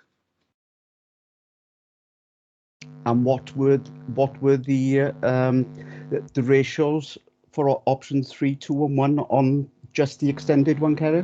Bear with me a second. Anthony, you've got that in front of you. Okay, no, I haven't got it in front of me. We can provide that information though, separate to the meeting. I think in terms of that first consultation in April and May, Councillor Gibbs is right. There wasn't an option in terms of none of the above on the paper, but those who responded were able not to choose either A or B, or 1 or 2, sorry. And they were able to not vote for an option and provide free text regarding their opposition to it. So we did count some option 3 in the first consultation as well for those who selected neither, albeit there wasn't a specific option on the paper. But I can give that breakdown outside the meeting. Okay, thank you very much for that, Anthony. But generally, if somebody's given, excuse me, if somebody's given an option of either option 1 or option 2, they're going to choose option 1 or option 2, aren't they? If that's the only 2 options given to them. Yeah, no, appreciated. I think, but Yeah. those who felt strongly about both options and it not being appropriate, though that came through the consultation response, and they didn't then select either of the two options they were presented with. Yeah, sure. So potentially, I know you haven't got the figures there to hand, but the figures for option 3 are potentially higher than the 68 quoted in the full council report here. I think it's in the low 70s. I haven't got the exact figure, but it's 71 or 72%, something like that. Okay. Thank you, Anthony. Right. Okay. Page 21 of the report, section 10, next step. Can I just come in there? It was Yeah, sure. 72.2% for Right, option so 3. that's lovely. Thank you, Kerry. So that's significantly higher than the 65.8 then that has been reported in the council paper. So thank you very much for that, Kerry, and clarifying. Okay. Right, next question. On page 21 of the council report, section 10, next steps. 10.1, develop revised proposals for option 2, Greenie. What are the timescales for developing these revised proposals, and will they be fully outlined in the new consultation going forward?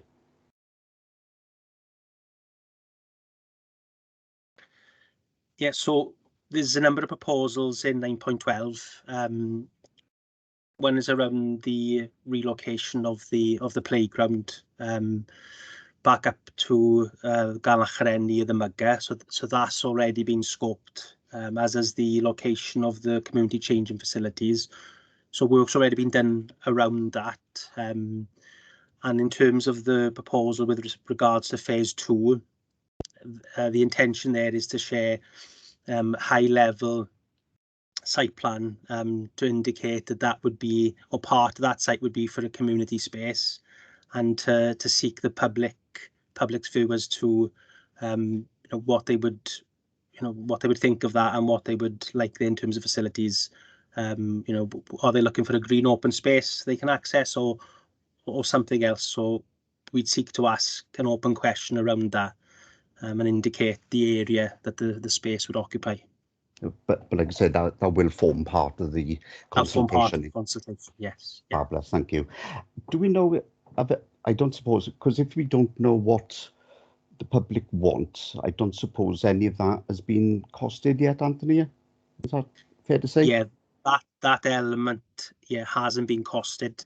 We are conscious that the Greenie option is the cheaper of the two options. There's about £5 million between the two. And so we're aware that monies could be spent developing the open space, and it'd still be a cheaper option than the current Bishop Headley site development. But yeah, we need to find out what the public want first, and to scope that as part of the consultation. Okay, thank you, Anthony. Thanks for answering those questions there. My next question, page 22, 11.4, outlines the costs of option 2 for the Greenie at 42,757,000, obviously without the extra costs for the green space being added onto phase 2 now. And option 3A revised is showing as £47,903,000. However, Atkins, who are one of the world's most respected design, engineering and project management consultancies, their feasibility study addendum dated the 23rd of November, which is actually on page 370 of this council report, shows a cost summary option 3A revised of 43,498,000. So therefore, there is a difference of 4,405,000. As the leader has put her name on this report, I assume she has read and understood it. So can Councillor Mitten therefore explain the difference in these two amounts, please? No, I can't. I can't go through the specific detail in it because the detail is in the report. So what I'll do is I'll refer to one of my officers who can give you the information, Kev. But this, but this specific information isn't in the report, though, Lisa. No, they'll give you the specific information now, Kev. That's what I just said. There is information in the report, but obviously the difference in costs does take into consideration a number of different elements. So the officers will explain it to you now, Kev. They'll do a far better job than me in explaining the monetary difference and obviously around the building, the plans, roads, infrastructure, playing fields, etc. Yeah, thank you, Lisa. If I can come in there for Councillor Gibbs, he is right. The figure within the feasibility addendum is 43, I think, 0.4 million. That refers to the construction costs.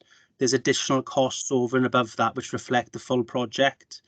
That would include monies that are held as a client contingency to be able to manage risks across the project. It also include things such as the fixed fittings and equipment that's required for the school, ICT switches and equipment, etc. There's a number of additional project costs over and above the construction costs. So it's just the construction cost has been provided within that feasibility. We've then worked with our project managers around the overall project costs, and that's been separately added in then, and that's the information that was then provided to Steve and Adele to do the costings. Okay, why can't we see a copy of the breakdown of those costings then? It just wasn't felt it was necessary for the report. Obviously the detailed information has been shared with Adele and Steve, so they have access to that, so they can work out the appropriate costings and financing of that. We are provided a breakdown, a high level analysis as to the reason for the increase in the costs, but it wasn't felt that was necessary to share. But if that information is felt to be needed, then we can share that with members so they can see clearly the additionality between the construction costs and the project costs. Yes, yeah, I think, to add to that, Kev, because obviously you did direct that to me. I mean, obviously, there's 749 pages in this report, and the officers have done a fantastic job in making sure that everything is within the body of this report. With regards to that information, going down to some of the specifics, I'm sure officers will have no issue in getting that to you and other colleagues that wish to have it. We'll sort it out for you. Okay, can I recommend that we add the full breakdown of the costs for both the option 2 Greenie and the option 3A revised then, please? Yeah. Okay. Yeah, then that's me done. Thank you very much. Okay, thank you, Councillor Gibbs. Councillor Clive Jones is next, please. Thank you, Mr. Mayor. Two questions. I'm on page 12 and it's paragraph 5.25, and I make no excuses for asking this question.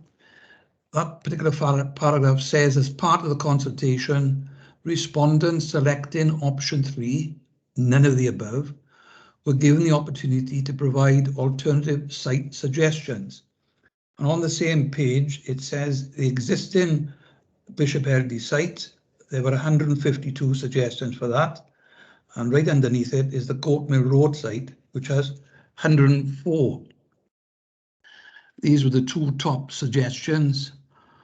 Why wasn't this site seriously considered as one of the options, as the roads infrastructure is already there to house a school to accommodate at the maximum 1,225 students, and this could clearly have been designated within the local development plan a few years ago when the first discussion internally took place. Alan, the reason that the Bishop Headley site wasn't considered first was the issues with actually building on the site. It's not as simple. When you do a refurbishment, you've actually got to, as you know, as we've done in Avon Tav, and we're going to be doing in Penedre, you've got to move the children around. With this case, you would have to move the children from into phase 1 to demolish phase 2. then you'd have to move them from phase 1 whilst you were actually doing phase 2. It's the logistics around actually the decanting and the building of the site. And whilst you say this Bishop Headley is a large school, you've got a primary school and you've got primary schools and secondary schools coming into one, and actually the size of classrooms and the size of the facilities that are needed for the different phases is different. So that's why Bishop Headley, it was the logistics of refurbishing and rebuilding Bishop Headley. That's why it wasn't looked at originally. And that's why you can see it in the extra costs, Councillor Jones. Yes, perhaps I made my question quite clear, because I was referring particularly to the Goatmill Road site. Sorry, I'll come back to perhaps Craig can explain why we didn't, or Craig or Judith can go to that one. Yeah, just quickly on Goatmill Road, just to clarify, the putting an employment use on Goatmill Road was approved by full council when the deposit version of the LDP went to council in June 2018, and no change to that designation. So the continuation of an employment allocation at Goatmill Road was once again approved by council in January 2019 when it was submitted to the inspectorate for examination. We've heard earlier on, Mr. Mayor, and I was a bit surprised to hear it from Sir Walker and Craig, that there was no land allocated for education purposes within the local development plan, and that's going to be corrected. Why wasn't this the case then originally?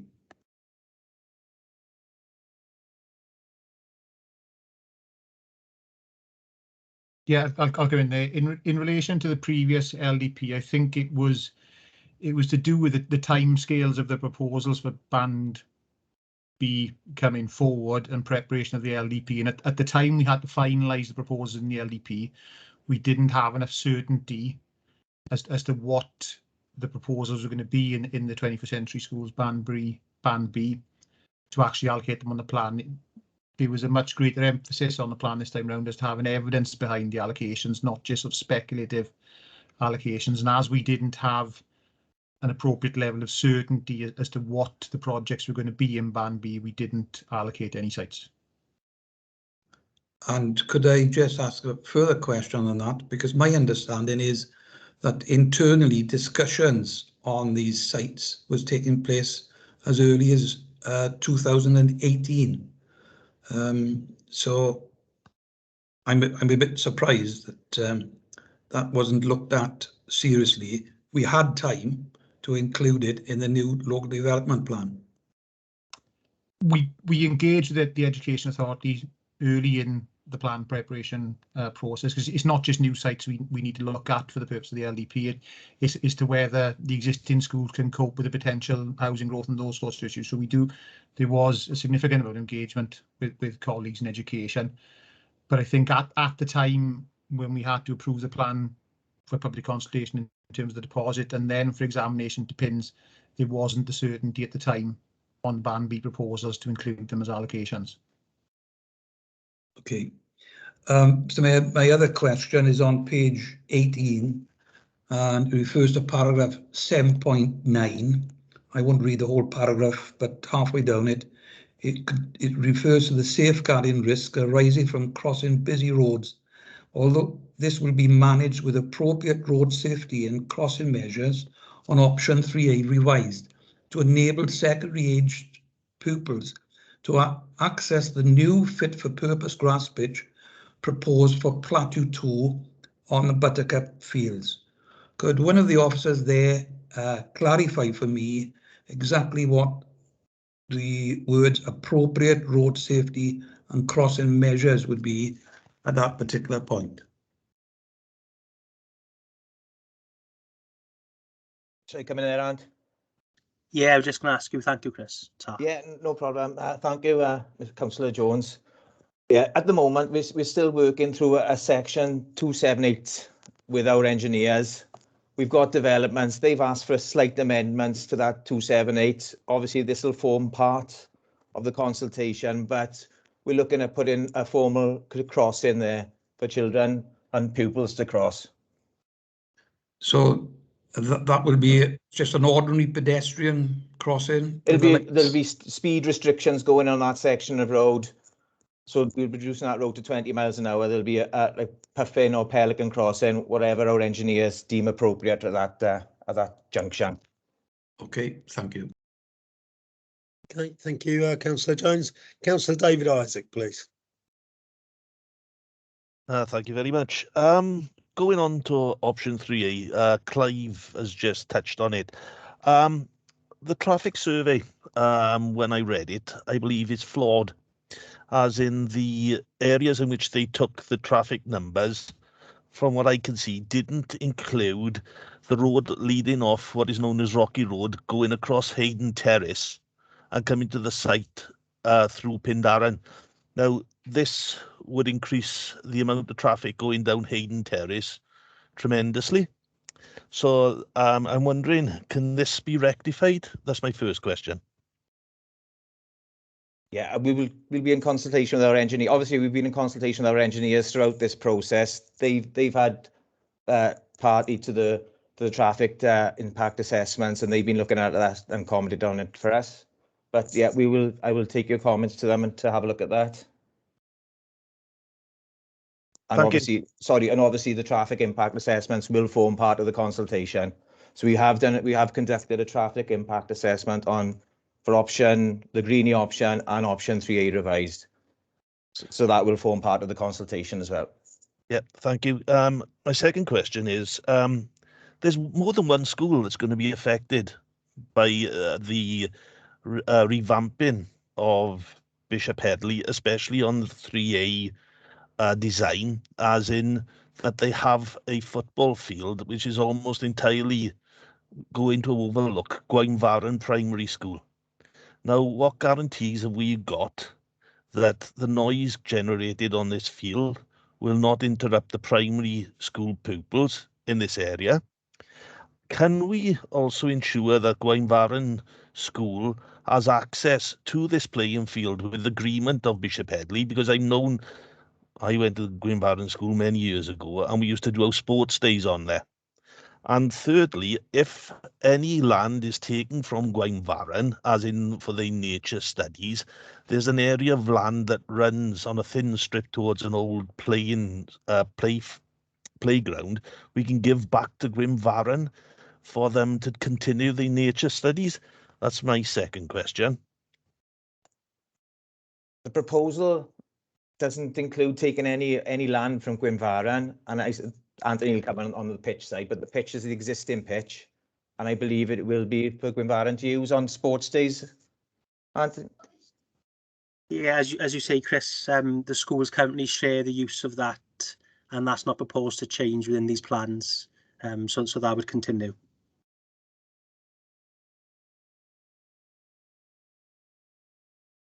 Thank you for that answer. I would like to go on to the football pitch as we are talking about it now. And is it not possible, should the rugby field be dismissed by the public, to stick rugby posts on top of the goal posts to create a joint field, if you understand what I'm saying, to create your rugby field and football field in that area? That's a third question. Yeah, thank you, Councillor Isaac. I think the issue we have with the amount of sports provision is the amount that's available and how much can be provided. And so we need additional grass pitches to provide to the school on top of what's possible within the current Bishop Headley site. So I think if the rugby pitch can be provided on the Buttercup fields, there would be scope then for that to be used by the school for other purposes or by community groups for other purposes. But we do need that extra grass space. Okay, thank you very much. And finally, if the result of the consultation, the residents actually agree with using part of the field as a rugby pitch, can the accessibility to the pitch be assessed once again? With my other hat on, a footpath up to a rugby field is not good enough. Rugby injuries can be devastating, and can we arrange the access be big enough and wide enough to take an emergency vehicle to get to that field, should the public agree to have the rugby pitch on the field, please? Yes, that will form part of the design. If that option is chosen, we will do that, obviously, because we know the importance of emergency access onto the fields. Thank you very much. Okay, thank you, Councillor Isaac. Councillor Kevin ONeill, please. Thank you, Mr. Mayor. Just a couple of questions on the consultation, and I'm sure Kerry will be able to answer them for me. I'm not sure whether some of the responses in some consultations are weighted based on the relevance of the people who were spoken to. Do they have greater value or greater marking? Why I ask this is that clearly when the questions are asked from the students and the staff at Bishop Headley, they are not as committed towards not having something on the greenie, whilst the residents obviously are committed to not having something on the greenie. My first question is there something in sort of a questionnaire that sometimes weights the value? Because although they're seen on comparison, I don't think they should be compared. Because it leads on to my next question. How many people were respondents who actually go to the school or work in the school or and actually live on either of the wards? Thank you. Yeah, well, obviously the impact of any consultation will be more weighted on those service users, and there is a breakdown in the feedback here, which I can send to you, which shows exactly who responded to what. So yes, I've seen that. Yes, but I just wondered, is there an equal weighting for those responses, i.e., for the people who are associated with the school, as for the people who are associated with the community? There is an equal weighting, yeah. Right, okay, because I know I got the impression sometimes in some consultations there was a weighting element. The other thing is that do we know how many people actually go to Bishop Headley School or work in Bishop Headley School and live in either of those wards? No, we don't have the breakdown, obviously, of that. Thank you, that's all. Okay, thank you, Councillor ONeill. Councillor Julian Amos, please. Yeah, thank you, Mr. Mayor. I've got two questions really. One is on it's page 21, paragraph 10. It says there the next step, and it says that's proposed to develop the proposals for option 2, then submit a business case to Welsh Government to seek approval for the additional budget, and then undertake the 6-week consultation on option 2 and option 3A. But you will have already by then run with option 2. So shouldn't the consultation be put out first before you start going down to Welsh Government to look for money? Because if the consultation comes back and rejects that, where does that leave officers? Does it leave them with egg on their faces with Welsh Government? I've got another question as well. Anthony may want to come in and answer that one. Ant? Yeah, thanks, Kerr. Thank you, Councillor Amos. With regards to the business case to Welsh Government, there's several iterations that needs to go through, and we felt that that was needed alongside the consultation, so that when we get the feedback from the public and we take that back to council, we aim to already have in place approval in principle from Welsh Government for the additional budget that's required. And it was felt that would be necessary for council to be able to take a decision with regards to the building of the school, albeit once there's a formal decision from council and we have a definite site, we would still need further approvals from Welsh Government with regards to the specific option that's been chosen and specific approvals around that. But we need to get that approval in principle for that overall increase in the funding envelope before we come back to council. Thank you, Anthony. But that doesn't explain why you were developing proposals for only option 1. you're not developing proposals and submitting a business case for the other option, which you're inviting the members of the public to look at. Apologies, Julian, that perhaps that's not clear in the report. The reason we got 10.1 is recognition that the greenie option needs to be amended from the previous option that was consulted on, and that will give us a revised option then to go back out to consultation on. But the Bishop Headley option, the option 3A, that's already been developed through the feasibility study. So no further work's required on that for us to go back up to consult. And then the business case will be for the whole project. So within that business case, we'd need to be clear to Welsh Government that there's a couple of options that are on the table. And we wouldn't be saying that there's a definite decision because we haven't got one yet. But we'll be saying that for this option, it's 43 million, and for the other option, it's 47, 48 million. So they'd be clear what that looks like for both options, but perhaps that could be clearer in the report. Thank you, Anthony. My second question, and I promise you it is my second, and only one, Carter. Could we not put as an extra next step to, because in fairness to Councillor ONeill and Councillor Barry, particularly Councillor Barry, they waxed lyrical about this being, we seem now to got to the stage where we've got the school on the Bishop Headley site as an option to the public, and we seem to be talking about a rugby field. So could we not put in as a next step to examine the feasibility of removing the rugby pitch from the butterfly fields and solving the problem at a later date? To continue looking somewhere where we can, obviously we can't find, from the lengthy discussions we've had, we can't find another place for the school. But to look at where we can get round the putting it on the butterfly field, and we would continue to look at the proposal, not the proposals, look at ways in which we can actually keep the people happy. By then, we've given them exactly what they want. We're away from the butterfly fields and the greenie. Can we do some more work?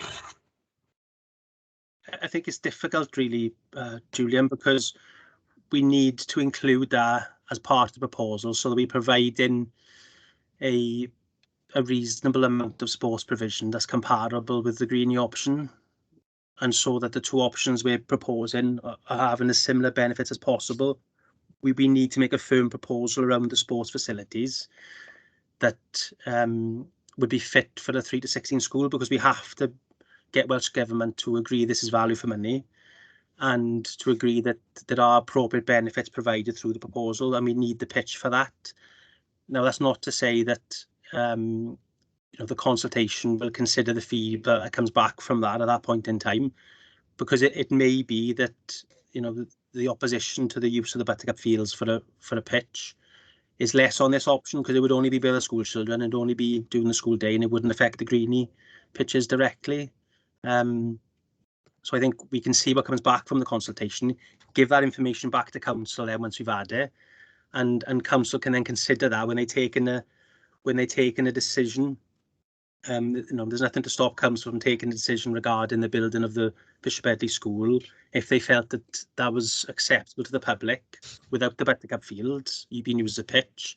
That could be something to be discussed and debated in the next meeting, albeit at that point it would mean that we would be reducing the benefits in terms of sports provision, and it would make the case to Welsh Government that much more difficult to get approval. But we could have that debate at that point. Yes, thanks, Anthony, for that.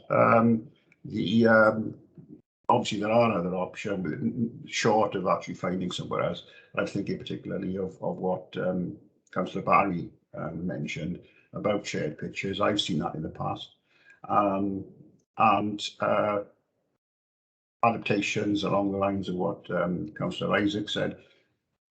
We seem to be so close now to getting something that is the members of the public are happy with.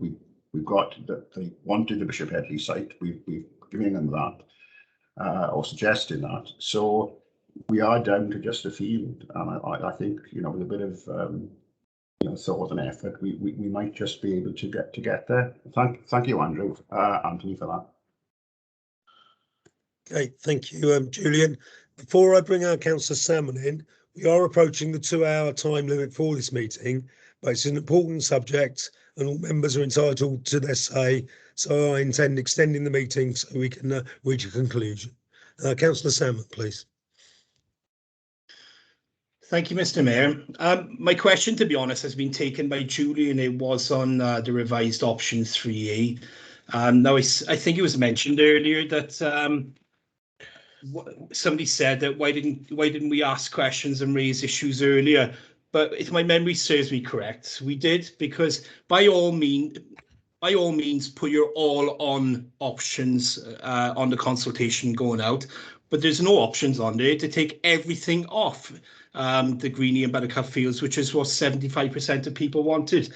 I think it's too late now, to be honest, to say, oh, we could look at this, because I don't see how we can give residents that, how they can ask those questions and put their feelings across on that. But my question is, can I just ask, what option the 75% of residents who responded with nothing on the Greenie and nothing on the Buttercup fields should be voting for when this goes back out to consultation? What's their option?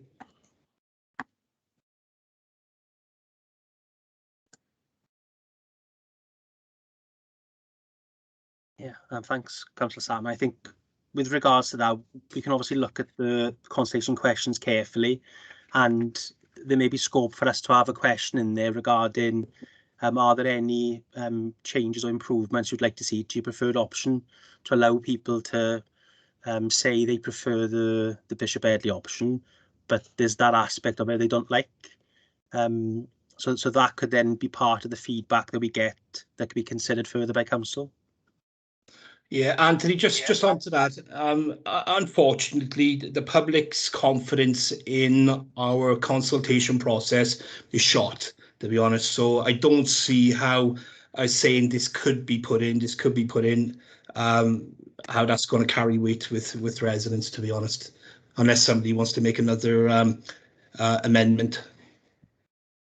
Thank you. I think it's just asking their views, Councillor Sam, and I know obviously the public have come back with their views with regards to the current options, and the current response rates we've had for the consultation have been very positive. We've shared the data with the Consultation Institute because they've been giving us advice, because we know how important this is. We need to get it right, and they have advised us that we've had a really good response rate to this consultation, and it compares well nationally, and the fact we're showing we're listening, that's a good thing as well. I know the Greenie option is still on the table, but it is different. We've moved the playground back up to Ganlacher End. We've ensured there's community changing facilities separate to the school, and we are looking to provide additional green space as well and safe access to that directly from Ganlacher. And we've got a Bishop Headley option on the table that can be considered. We have a duty to ensure that the school that's actually built is fit for purpose and meets the needs of all the children and young people for generations to come, and that's why it's important we consider the Buttercup Fields option that hasn't been considered previously by the public, in terms of that only being a sports pitch in the day without floodlights and usable by the school children. That hasn't been part of the previous consultations, so it only seems right and proper that information is shared with the public. They can tell us what they think again, and then we'll share that back, and everybody will know openly and transparently what people think, and council can then take a decision, from there, in terms of us being able to deliver this school. Just a quick follow-up question, Anthony. That secondary sport pitch provision on Platform 2 of the Buttercup Fields, that's not for public use, that's for the school and for groups that book it. Nobody can just walk on there and play. Yeah, if it was going to be part of the school provision, we would need that to be closed down for the school use during the school day, ideally afterwards as well. I know it's not part of the protected open space at the moment. It's not identified as that within the LDP. But in terms of the community having access to use it, that could obviously be a discussion point going forwards. But it, at the very least, would need to be closed down to the school during the day. Okay, Anthony, thank you very much. Thank you, Mr. Mayor. Thank you, Councillor Salmon. Councillor Lee Davis, please. Yeah, thanks, Mr. Mayor. The question's been asked with regards to option 3 and the playing fields and the greenie. It just thinks it would be more feasible to develop the lower greenie into a shared facility with floodlights and new changing rooms rather than a field be developed on the Buttercup field. There's 2 playing fields. One could be open access and the other one could be a shared facility between Gurness and the school. I'm in regular contact with Gurness FC and I think this is something they would support. Isn't this an option that we could, and obviously this community is a football playing community and there's no rugby teams as such in Gurness and Galnacha, and build the rugby pitch on the current site. Wouldn't that be a better option?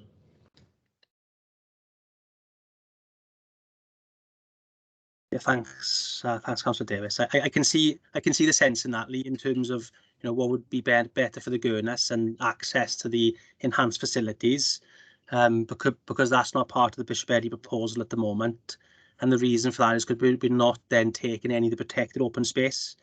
The difficulty in taking one of the greenie pitches, we are then taking one of the community facilities. It would be a football pitch, not a rugby pitch, and it's a rugby pitch we need for the school's curriculum, and it would increase the costs again over and above what's currently in the Bishop Eddy budget, which is already 48 million and £5 million more expensive. So I think that's difficult for several reasons. If that comes back through the consultation, again, that can be given further consideration. But it is the full size rugby pitch that's needed, and that's not possible on the current site. Okay, I just think it's worth looking at. I know Sports Wales currently have capital funding and FAW, but maybe it's something that we can look at through that. I just have one more question. With option 3, we mean a whole cohort of secondary pupils having their learning environment disrupted. How will we mitigate against the potential impact on the standards? I think that'd have to be managed very carefully. It would be a project risk, and it's something we'd have to identify when we go up to consultation, that it's one of the risks of the project. And that wouldn't be straightforward to manage, but we'd have to manage it through the phasing of the decanting of the pupils. But it's something that have to be managed as we go, through discussions with the school as well, in terms of the best way to do that. But it would be a challenge and it would be a risk to the project. Chris, do you want to come in on that as well? I just come in. It's something we did down in Avon, Lee. So we will work with the school very closely, where we did the refurb down there and we phased development. We worked with the school throughout the project, and it's something we're going to be doing with Penedre going forward now. So it is something that is possible to do, and we will be working with the school very closely. Okay, thanks both. Thanks, Mr. Mayor. Thank you, Councillor Davis. Councillor Bill Smith, please. Thank you, Mr. Mayor. Is there a question to Chris on this traffic management? As you know, around Gunvara and Gurness Road, all up to Bilham Crescent, the Gurness in the morning is chaos. You've got 3 schools, 2 nurseries, and it's just one big mess. What traffic management are we doing around the walk, top of the walk, or just turn in by the ring lamp, down where you live, Chris? Yeah, what we... Right. Gurness Road, you've got pupils want to go to Gulvaran, they're struggling at the moment. So all this extra traffic is coming in because there's a one-way system down in the Gurness entrance of Gurness Road. We've got all the workers going to Prince John's, and they'll be coming from different areas. There's only one road in, or 2 roads. You've got top end of Galnacha, and you've got the Gurness Way, and the Gurness entrance is a one-way system. So are we putting Penland crossing in bits and pieces, because we need it badly, and I'd like to have a look at it. I'd like to look there first before it goes in. Yeah, the section 106, 278, sorry, will form part of the consultation. So there's the one being developed for 3A revise, and there's one developed for the greenie option. They will form part of the consultation. But again, we're working with Carwyn and his team and engineers, and we're looking at putting speed restrictions in all the way down there. There will be crossings in, formalised crossings in, and obviously nothing will be done without his say-so and his agreement as well, being the expert from the authority. Okay, great. Thank you very much. Okay, thank you, Councillor Smith. Councillor David Hughes has got the next question, please. One of my questions was answered with Lee's. Anthony answered the question to Lee. I was going to bring up about the pitch again. The other one is, I'm not sure, is it definitely going to be only for pupils, the one on the Buttercup? And for you? Yes, sorry. Yeah, that's the proposal. It'd be formally part of the school boundary, and we'd expect it then to be sort of secure access to it. So the community could access it through arrangements with the school, but it would be part of the school's facilities. Yeah, okay. Because the thing is, to be honest with you, the dog mess shouldn't be on any field. The answer you give me, the last one. As a council, we should be ashamed if we allow dog messes on field. And, you know, I think every field should be free from dog mess, not only school fields, to be honest with you. Yeah, I agree with you. I just know it's been an issue with the school's use of the fields previously. Okay, anything else, Councillor Hughes? No, back to Councillor Kevin Gibbs had another question then, please. Yeah, thank you, Mr. Mayor. If when the consultation is returned and the field on the Buttercup, the pitch on the Buttercup is approved by residents, can the officers provide some assurances to the residents and the community that when the work starts on the Buttercup to turn it into a pitch, that if any issues are encountered, then the greeny fields will not be used as a substitute?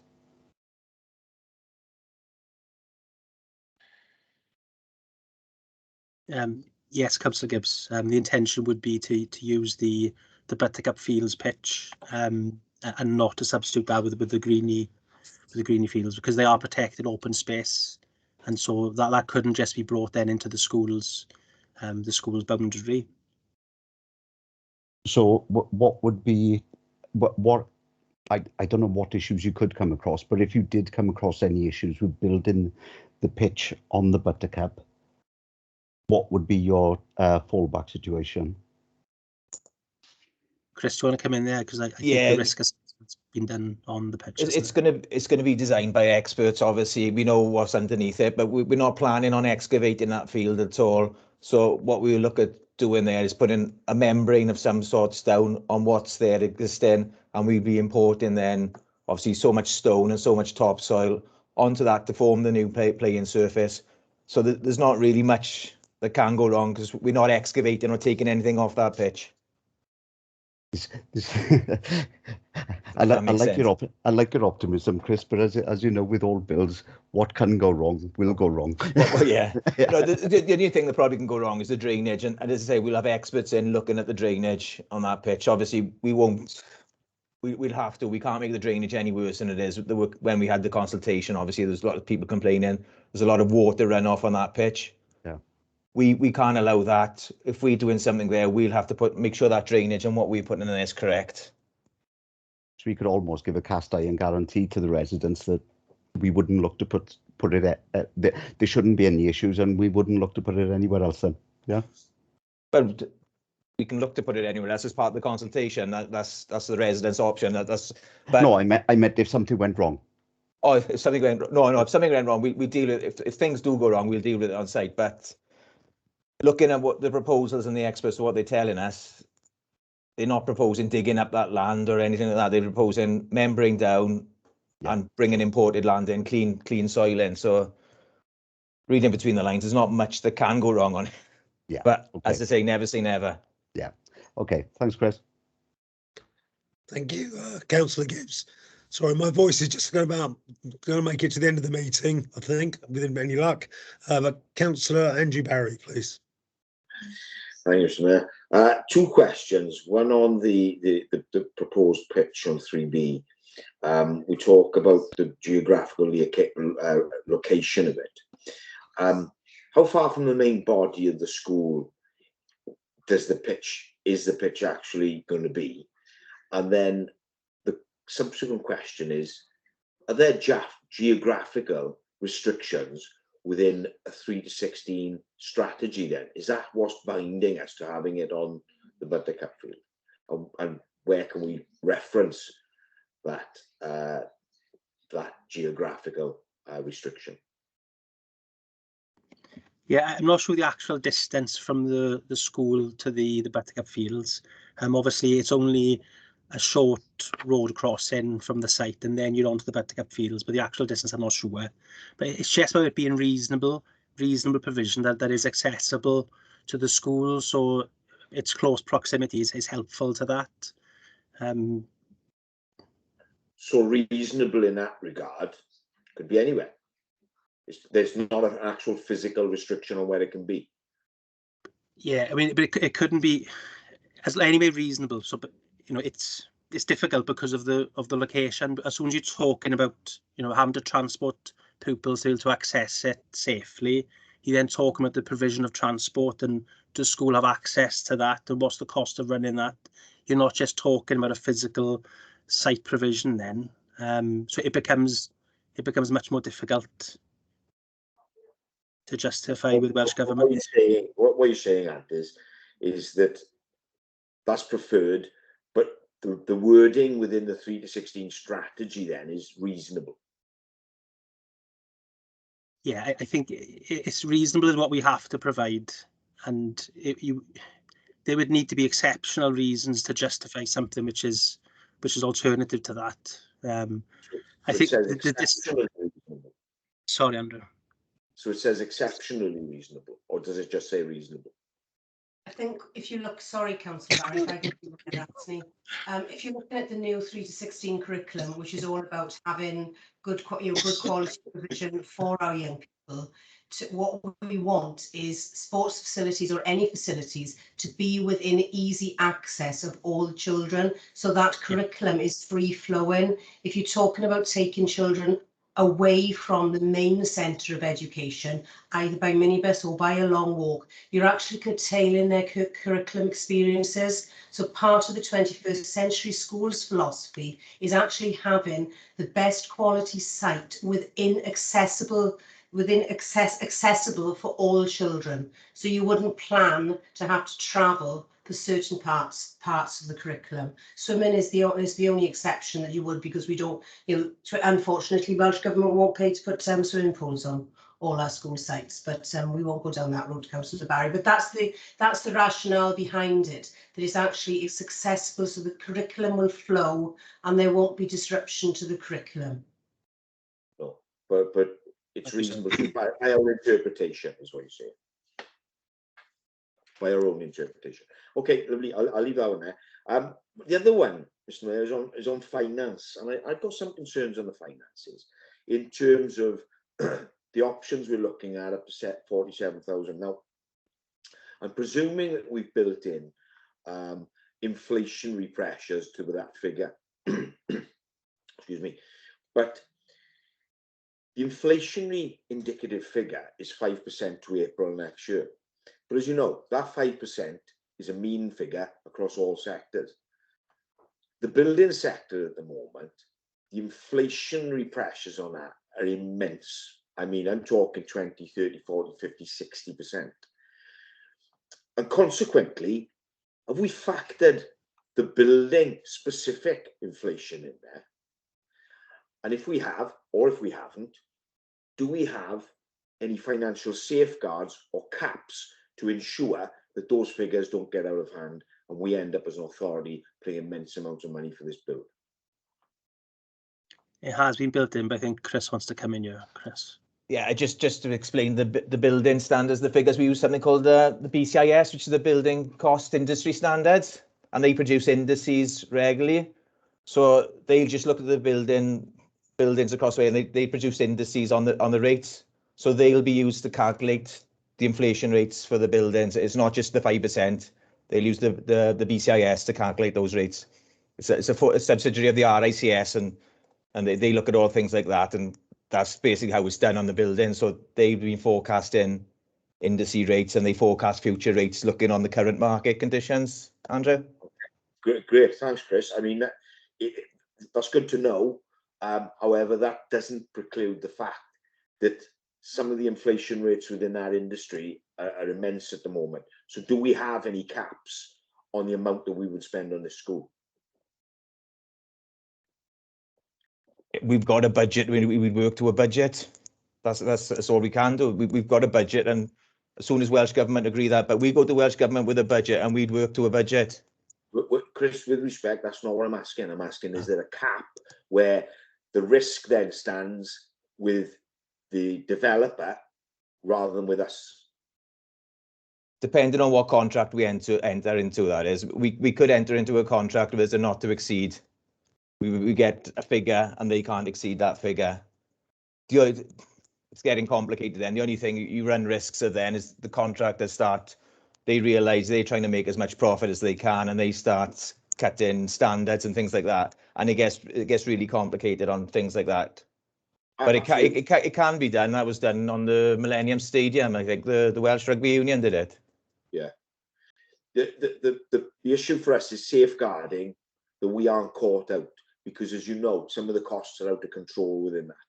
But I point well made. I'm taken. Thanks very much, Chris. Thank you, Councillor Barry. Councillor Geraint-Thomas, please. Yeah, thank you, Mr. Mayor. Just a quick question from me. You know, I think we all understand how important this rugby pitch is on the Buttercup fields. For the Bishop Headley School project on the Bishop Headley site to go ahead. What I'd like to ask the officers is, I don't know if we've got the information now, but if you can find out for a further report after the consultation, is what's the distance to the nearest rugby field that the school children could possibly use? Because we know there's a plethora of mothball football pitches around the borough, but there are very, very few rugby pitches. So I think that would be great for all members to see. Yeah, thanks, Gareth. We'll have to find that out and report that back for the next consultation meeting. Thank you. Okay, thank you, Councillor Thomas. Councillor David Hughes, please. Coming back to finances, I believe the figure the council had to find last year was £4 million, 4.7 million, something like that.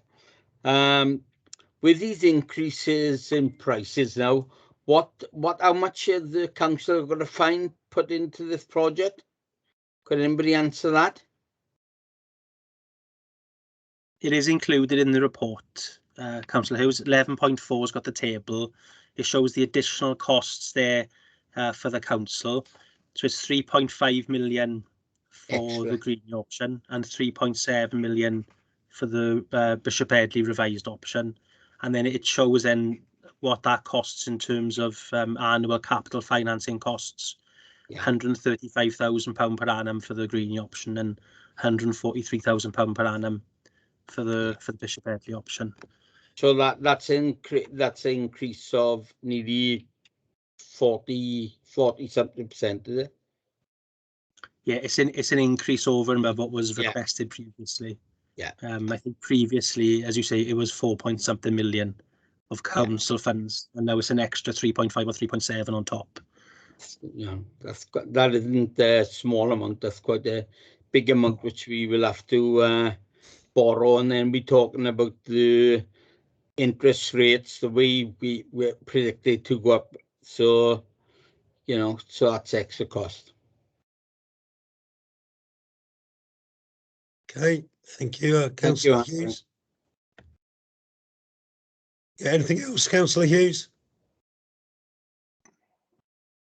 No, I don't think so. Councillor Julian Amos again, then, please. Again, please don't keep saying that. I'm only saying something. Put a smile on Carter's face.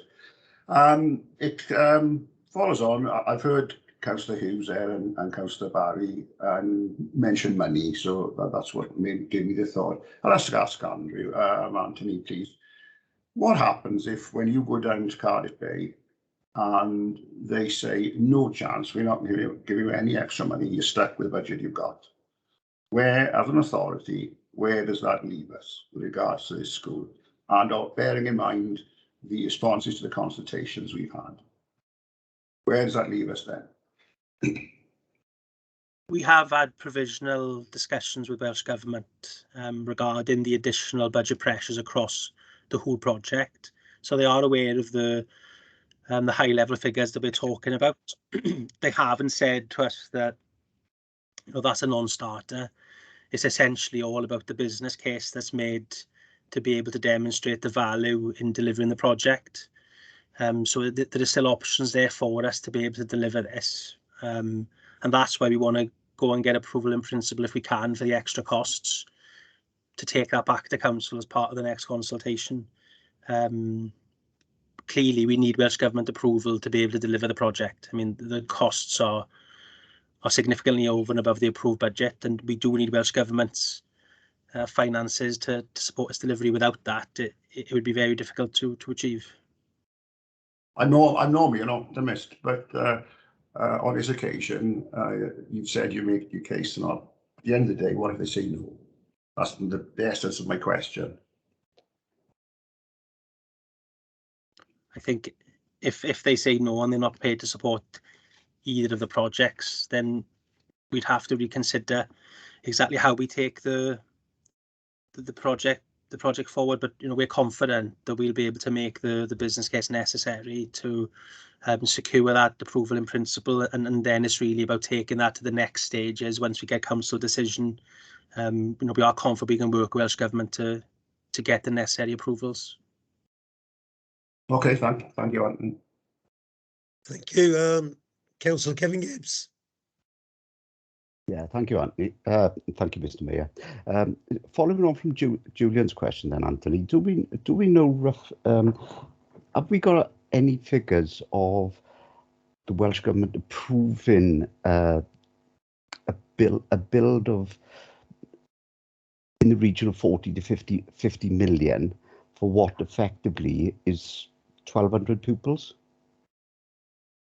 I know you said you've had initial discussions with them regarding the extra funding, but has something like this ever been approved previously? Yeah, I know that there have been 3 to 16 schools in excess of 40 million that have been approved by Welsh Government. Obviously, there's a number of projects that are delivered across Wales, and they'll have different challenges. So I haven't got that detail to hand, but they're aware of this project in terms of the specifics, and they're aware of the challenges we face. And you know, they haven't said to us that that's not something they can support. Right. You know, they're as committed to Band B as we are, and they want to ensure that the projects that they've approved in terms of principles are delivered through the various business cases and delivered through implementation. So they want to see this be a success just as much as we do, really. Yeah, it's just my concern is, with it being a faith school, obviously the numbers are, I would imagine, are a lot lower than a mainstream 3 to 16 school. I mean, it's a reasonable size 3 to 16 school, because often they will have one primary school attached to the secondary school, so it's not a bad size 3 to 16 school, albeit they are bigger. But in terms of the finances available, that's why we wanted to have that conversation with Welsh Government, because obviously they are paying the bulk of this. They're paying 85%, so they need to be aware of that extra cost and the potential cost that's coming to their budget. They haven't ruled it out. They've said it's really for us to make the business case. So that's got to give us optimism that it's possible. Good luck with that business case. Okay, thank you, Councillor Gibbs. Are there any more questions? No, no more questions. So we'll move on to comments then, please.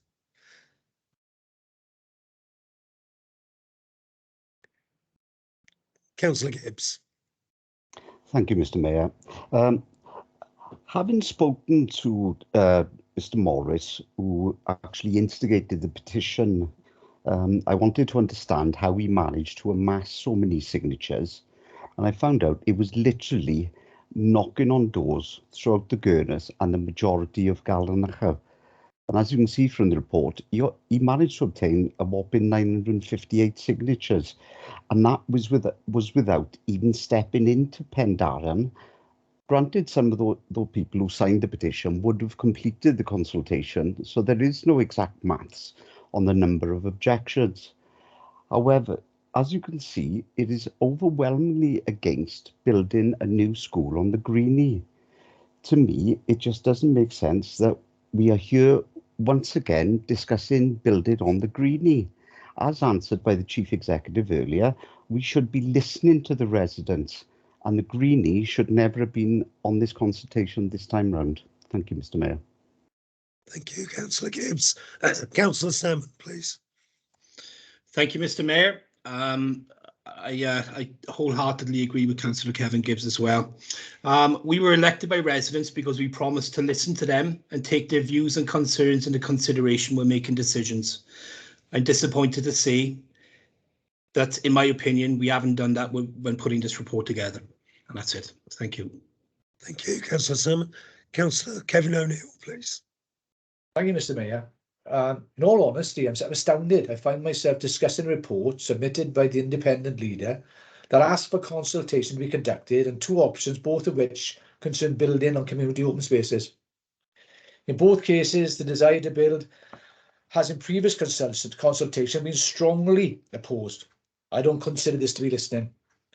It does make me reflect on Ysgol Graig, as Julian Amos said earlier.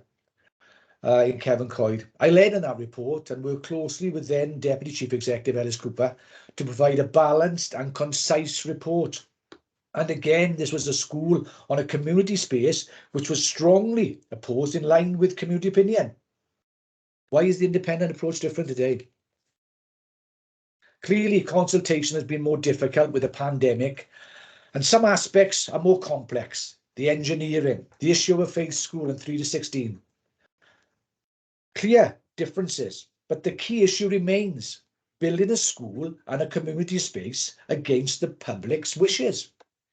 In the Kevin report, loss of community space, transport access and road safety were key issues, as they are in this report. I would describe consultation as a stop-start process, which on some occasions has to be energised by the community themselves. As Councillor Gibb mentioned now, 958 people on that petition.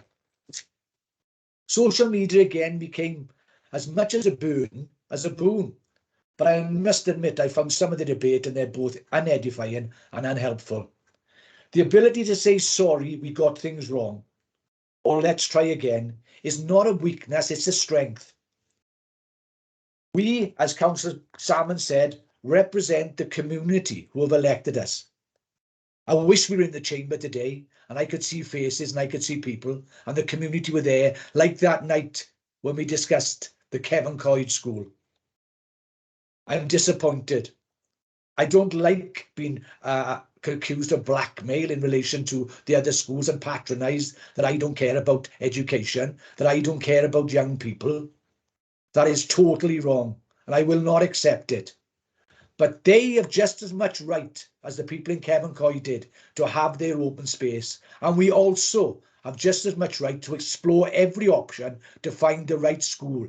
They can exist together. Thank you, Mr. Mayor. Thank you, Councillor ONeill. Councillor Jeremy Davis, please. Yeah, my comment is, that's all I'd like to say is, from speaking to the community, they don't want it, they never have. They don't want the Greenie built on. So I think everyone should reflect about that, because that's what the community wanted. You can't argue with facts and figures. If they don't want it there, we shouldn't have it in the report. Simple as. That's my comment. Thank you. Okay, thank you, Councillor Davis. Councillor David Isaac, please. Thank you, Mr. Mayor. My first question should have been, why are we here today? Considering this report, when the last consultation, the residents rejected building anything on the Greenie or the Buttercup field. Yet here we are again tonight, looking at the two proposals, which includes building on the Buttercup field. I just hope after this next consultation, we take notice of what the residents say. Thanks. Thank you, Councillor Isaac. Councillor Julian Amos, please. Thank you, Mr. Mayor. As I said earlier on, this current independent administration, they took control of this council, and Councillor ONeill was very vocal on a commitment to openness, transparency, and a readiness to listen. I agree with it. I agreed with it then, and I agree with it now, even though I'm not a member of his group. And I did say, Councillor ONeill, that I had your quote here. It's not about a school. It's about consultation. It's about listening to communities. That's what you said then. And that's what I believe you've said yourself there now, in not so many words. In case anybody's forgotten, and I'm sure nobody has, that was about the Ysgol y Graig School. I campaigned on it, Councillor Roberts campaigned on it, a number of us campaigned on it, because we believed that that open space should be preserved. Councillor Mitten campaigned on it.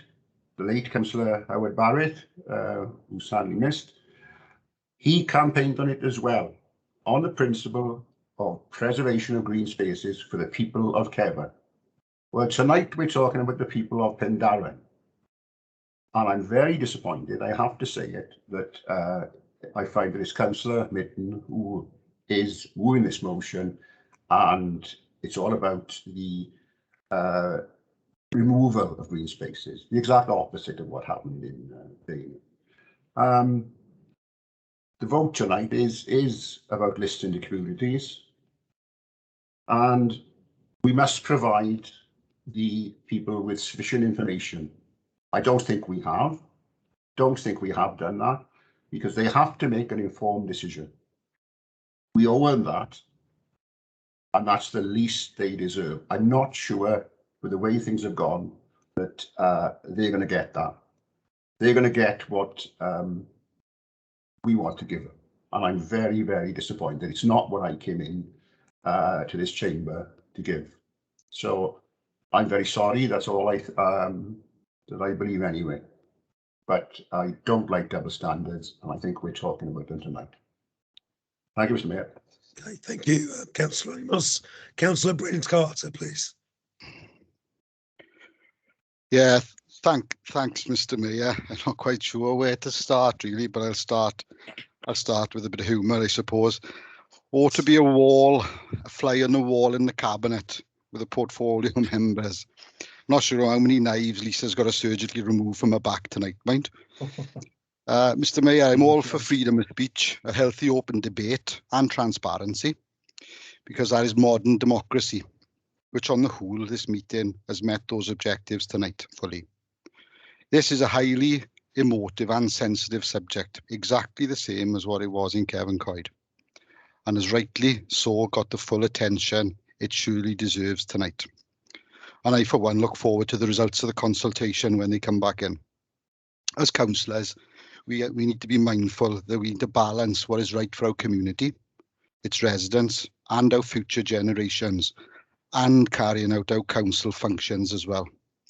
That being said, I feel I have to make reference to the fact tonight that I'm glad this meeting has been recorded, because certain comments tonight about officers' abilities show a complete lack of professionalism and respect, especially when members of the public have been present. That's my comments for tonight. Thanks, Mr. Mayor. Thank you, Councillor Carter. Councillor Bill Smith, please. Thank you, Mr. Mayor.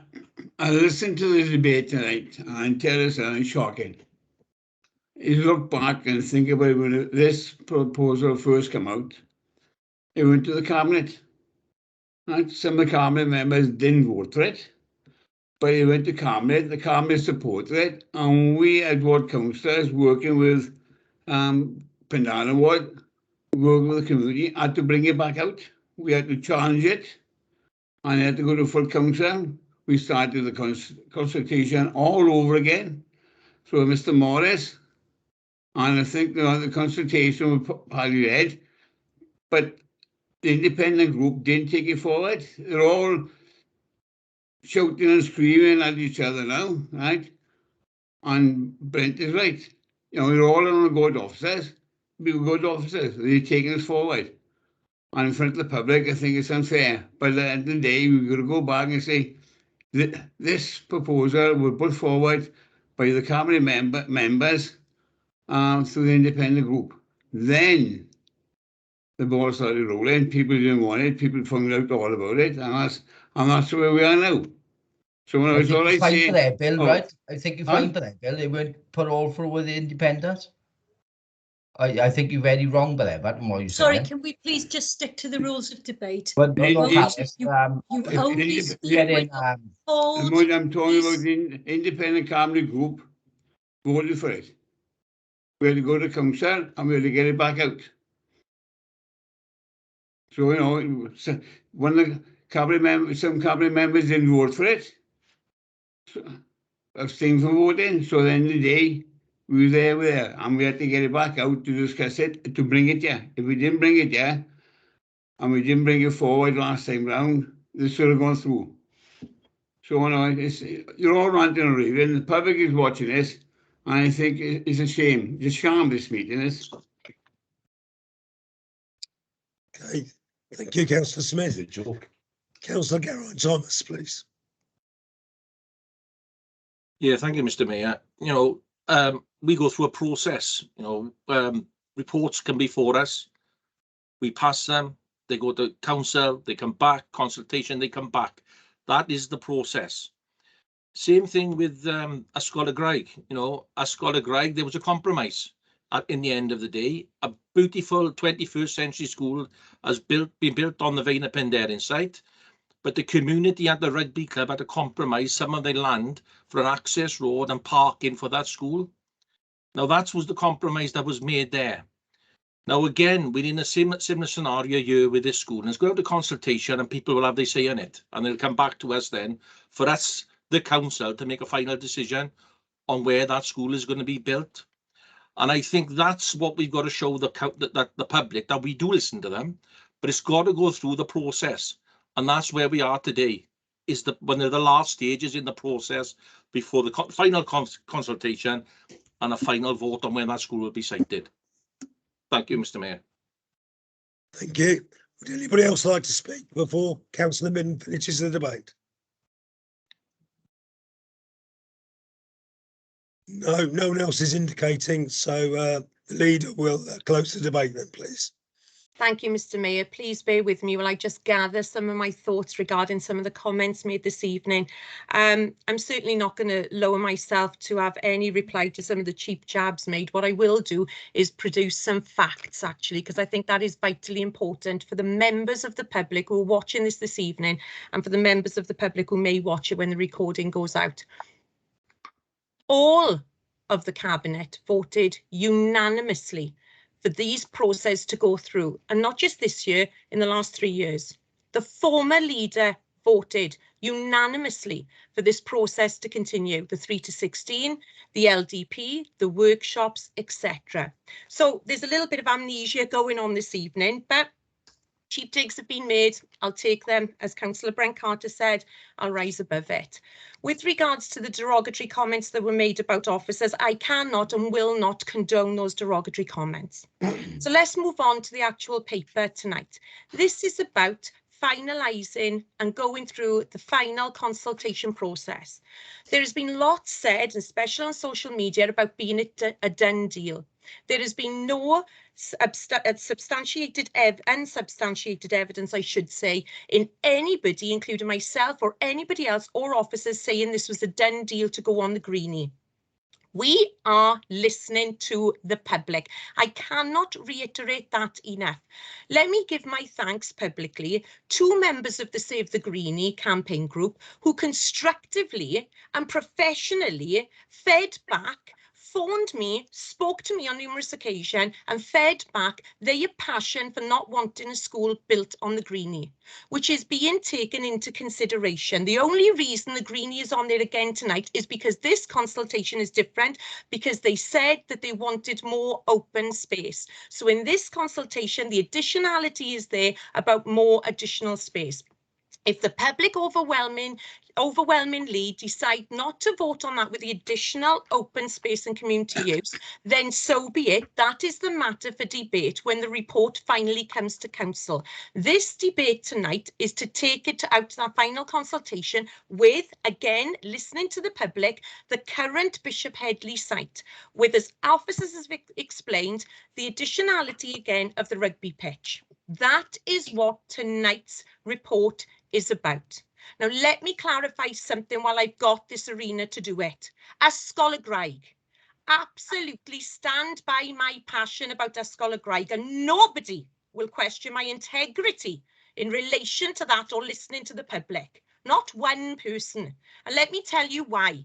Ysgol Graig is completely different, as I have explained to numerous members of Save the Greenie, completely different. A 3/4 size rugby pitch is all we would have been left with. And in the end, we had to compromise and use 1/4 of the field for a road. So there were compromises. So it's not the full green open space. Had Ysgol Graig been offered additional community sports pitches, a mugger, a playground, etc., then we would have had to listen to the community, who I'm sure would have said, hang on a minute, we need to reconsider this. Councillor ONeill made reference to the Ysgol Graig report regarding highways and the Greenie and Bishop Headley regarding highways, etc. On that night, and so pleasing to me and Howard, councillors voted against the officer recommendations regarding highways. So just need to make that point of clarification as well. But Ysgol Graig is totally different. I have never ever said that it's going on the Greenie per se. Never have. It's about going through the consultation process. Councillor Andrew Barry is a member of this leadership. He's a member of Cabinet, exactly the same as Councillor ONeill and Councillor David Hughes. They have been involved in so many discussions, and Councillor Bill Smith, I must remind you that so have you and the ward councillors. Prior to May, when you said it was only then when it went through Cabinet and there was one person that went against the vote, not most of Cabinet, it was unanimous prior to that. And that was because Councillor Andrew Barry then wanted a further consultation, and so did we all, after speaking to members of the Save the Greenie, who very professionally put it across that it wasn't getting out to all members of the public. So the consultation was revisited and then went out to all members of the public. Councillors even called up and said, so-and-so household hasn't had it. Our consultation team made sure those households then had that. And it is ward councillors who should be driving it forward. I didn't see once anything from some, and let me say some ward councillors in promoting the consultation and getting people to take it forward. All I saw was people like Mr. Morris, etc., fighting for what they believe in and having the passion to deliver that and making sure that we have that evidence and that we listen to it. So with regards to the consultation results that are in the paper tonight, they won't form the next part of the percentage of the consultation results, but they will be in that final report for us to consider, as will the petitions as well. And that's what we need to be clear on. Tonight is about furthering this consultation and listening to the public. Thank you, Mr. Mayor. Okay, thank you, Leader. I'll pass you over to Caris, who perhaps can remind us recommendations and what we're about to vote on. Yes, Mr. Mayor. So we are back to the original recommendations that have been moved and seconded, and that is that there should be an additional public consultation on the following revised options for the site of the 3 to 16 school. The revised option 2, which is, this is the Greenie option, but revised as per 9.12 in the report, including the provision of additional protected open space to be provided to the community on the current Bishop Headley High School site, phase 2 site. And then option 2, sorry, the second option, which is revised option 3A, the current Bishop Headley High School site. This is the proposed development on the current Bishop Headley High School sites with secondary sport pitch provision on Plateau 2 of the Buttercup Fields. So that is what you are voting for. We'll use the format that we have for a number of months now, and I will ask all those who wish to abstain, can you please show now? Thank you. All those voting against, please show now. Caris, I seem to have lost you. Don't know why. I'm not sure what I can do about that. Oh, it's Councillor okay. Amos. It's Can you okay. hear me It's now? okay. Right. Yeah, So, 1 minute you were there and the next minute you've gone. okay. So we are, anybody who is voting against the recommendations is voting now. Okay. Thank you. And then all those voting in favour, please vote now.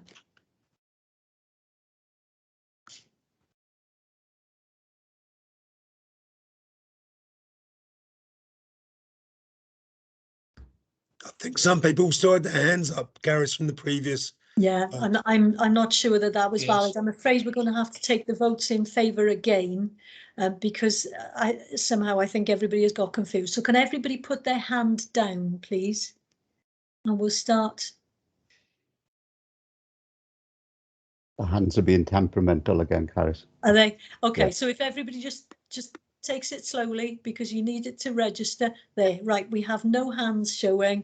So now, can you just press once if you are voting in favour of the recommendation?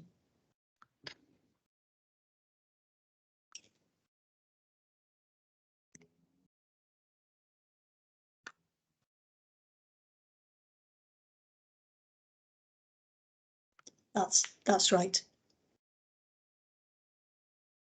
So that is carried, Mr. Mayor. Okay, thank you very much. So there's no other urgent business and no correspondence. So that's ends the meeting. It's been a very long meeting. Thanks to all members for your patience and your attendance tonight. And if I don't see any of you before, have a happy Christmas. And hopefully sometime in the new year we can meet again in the council chamber, although that's looking increasingly unlikely once again.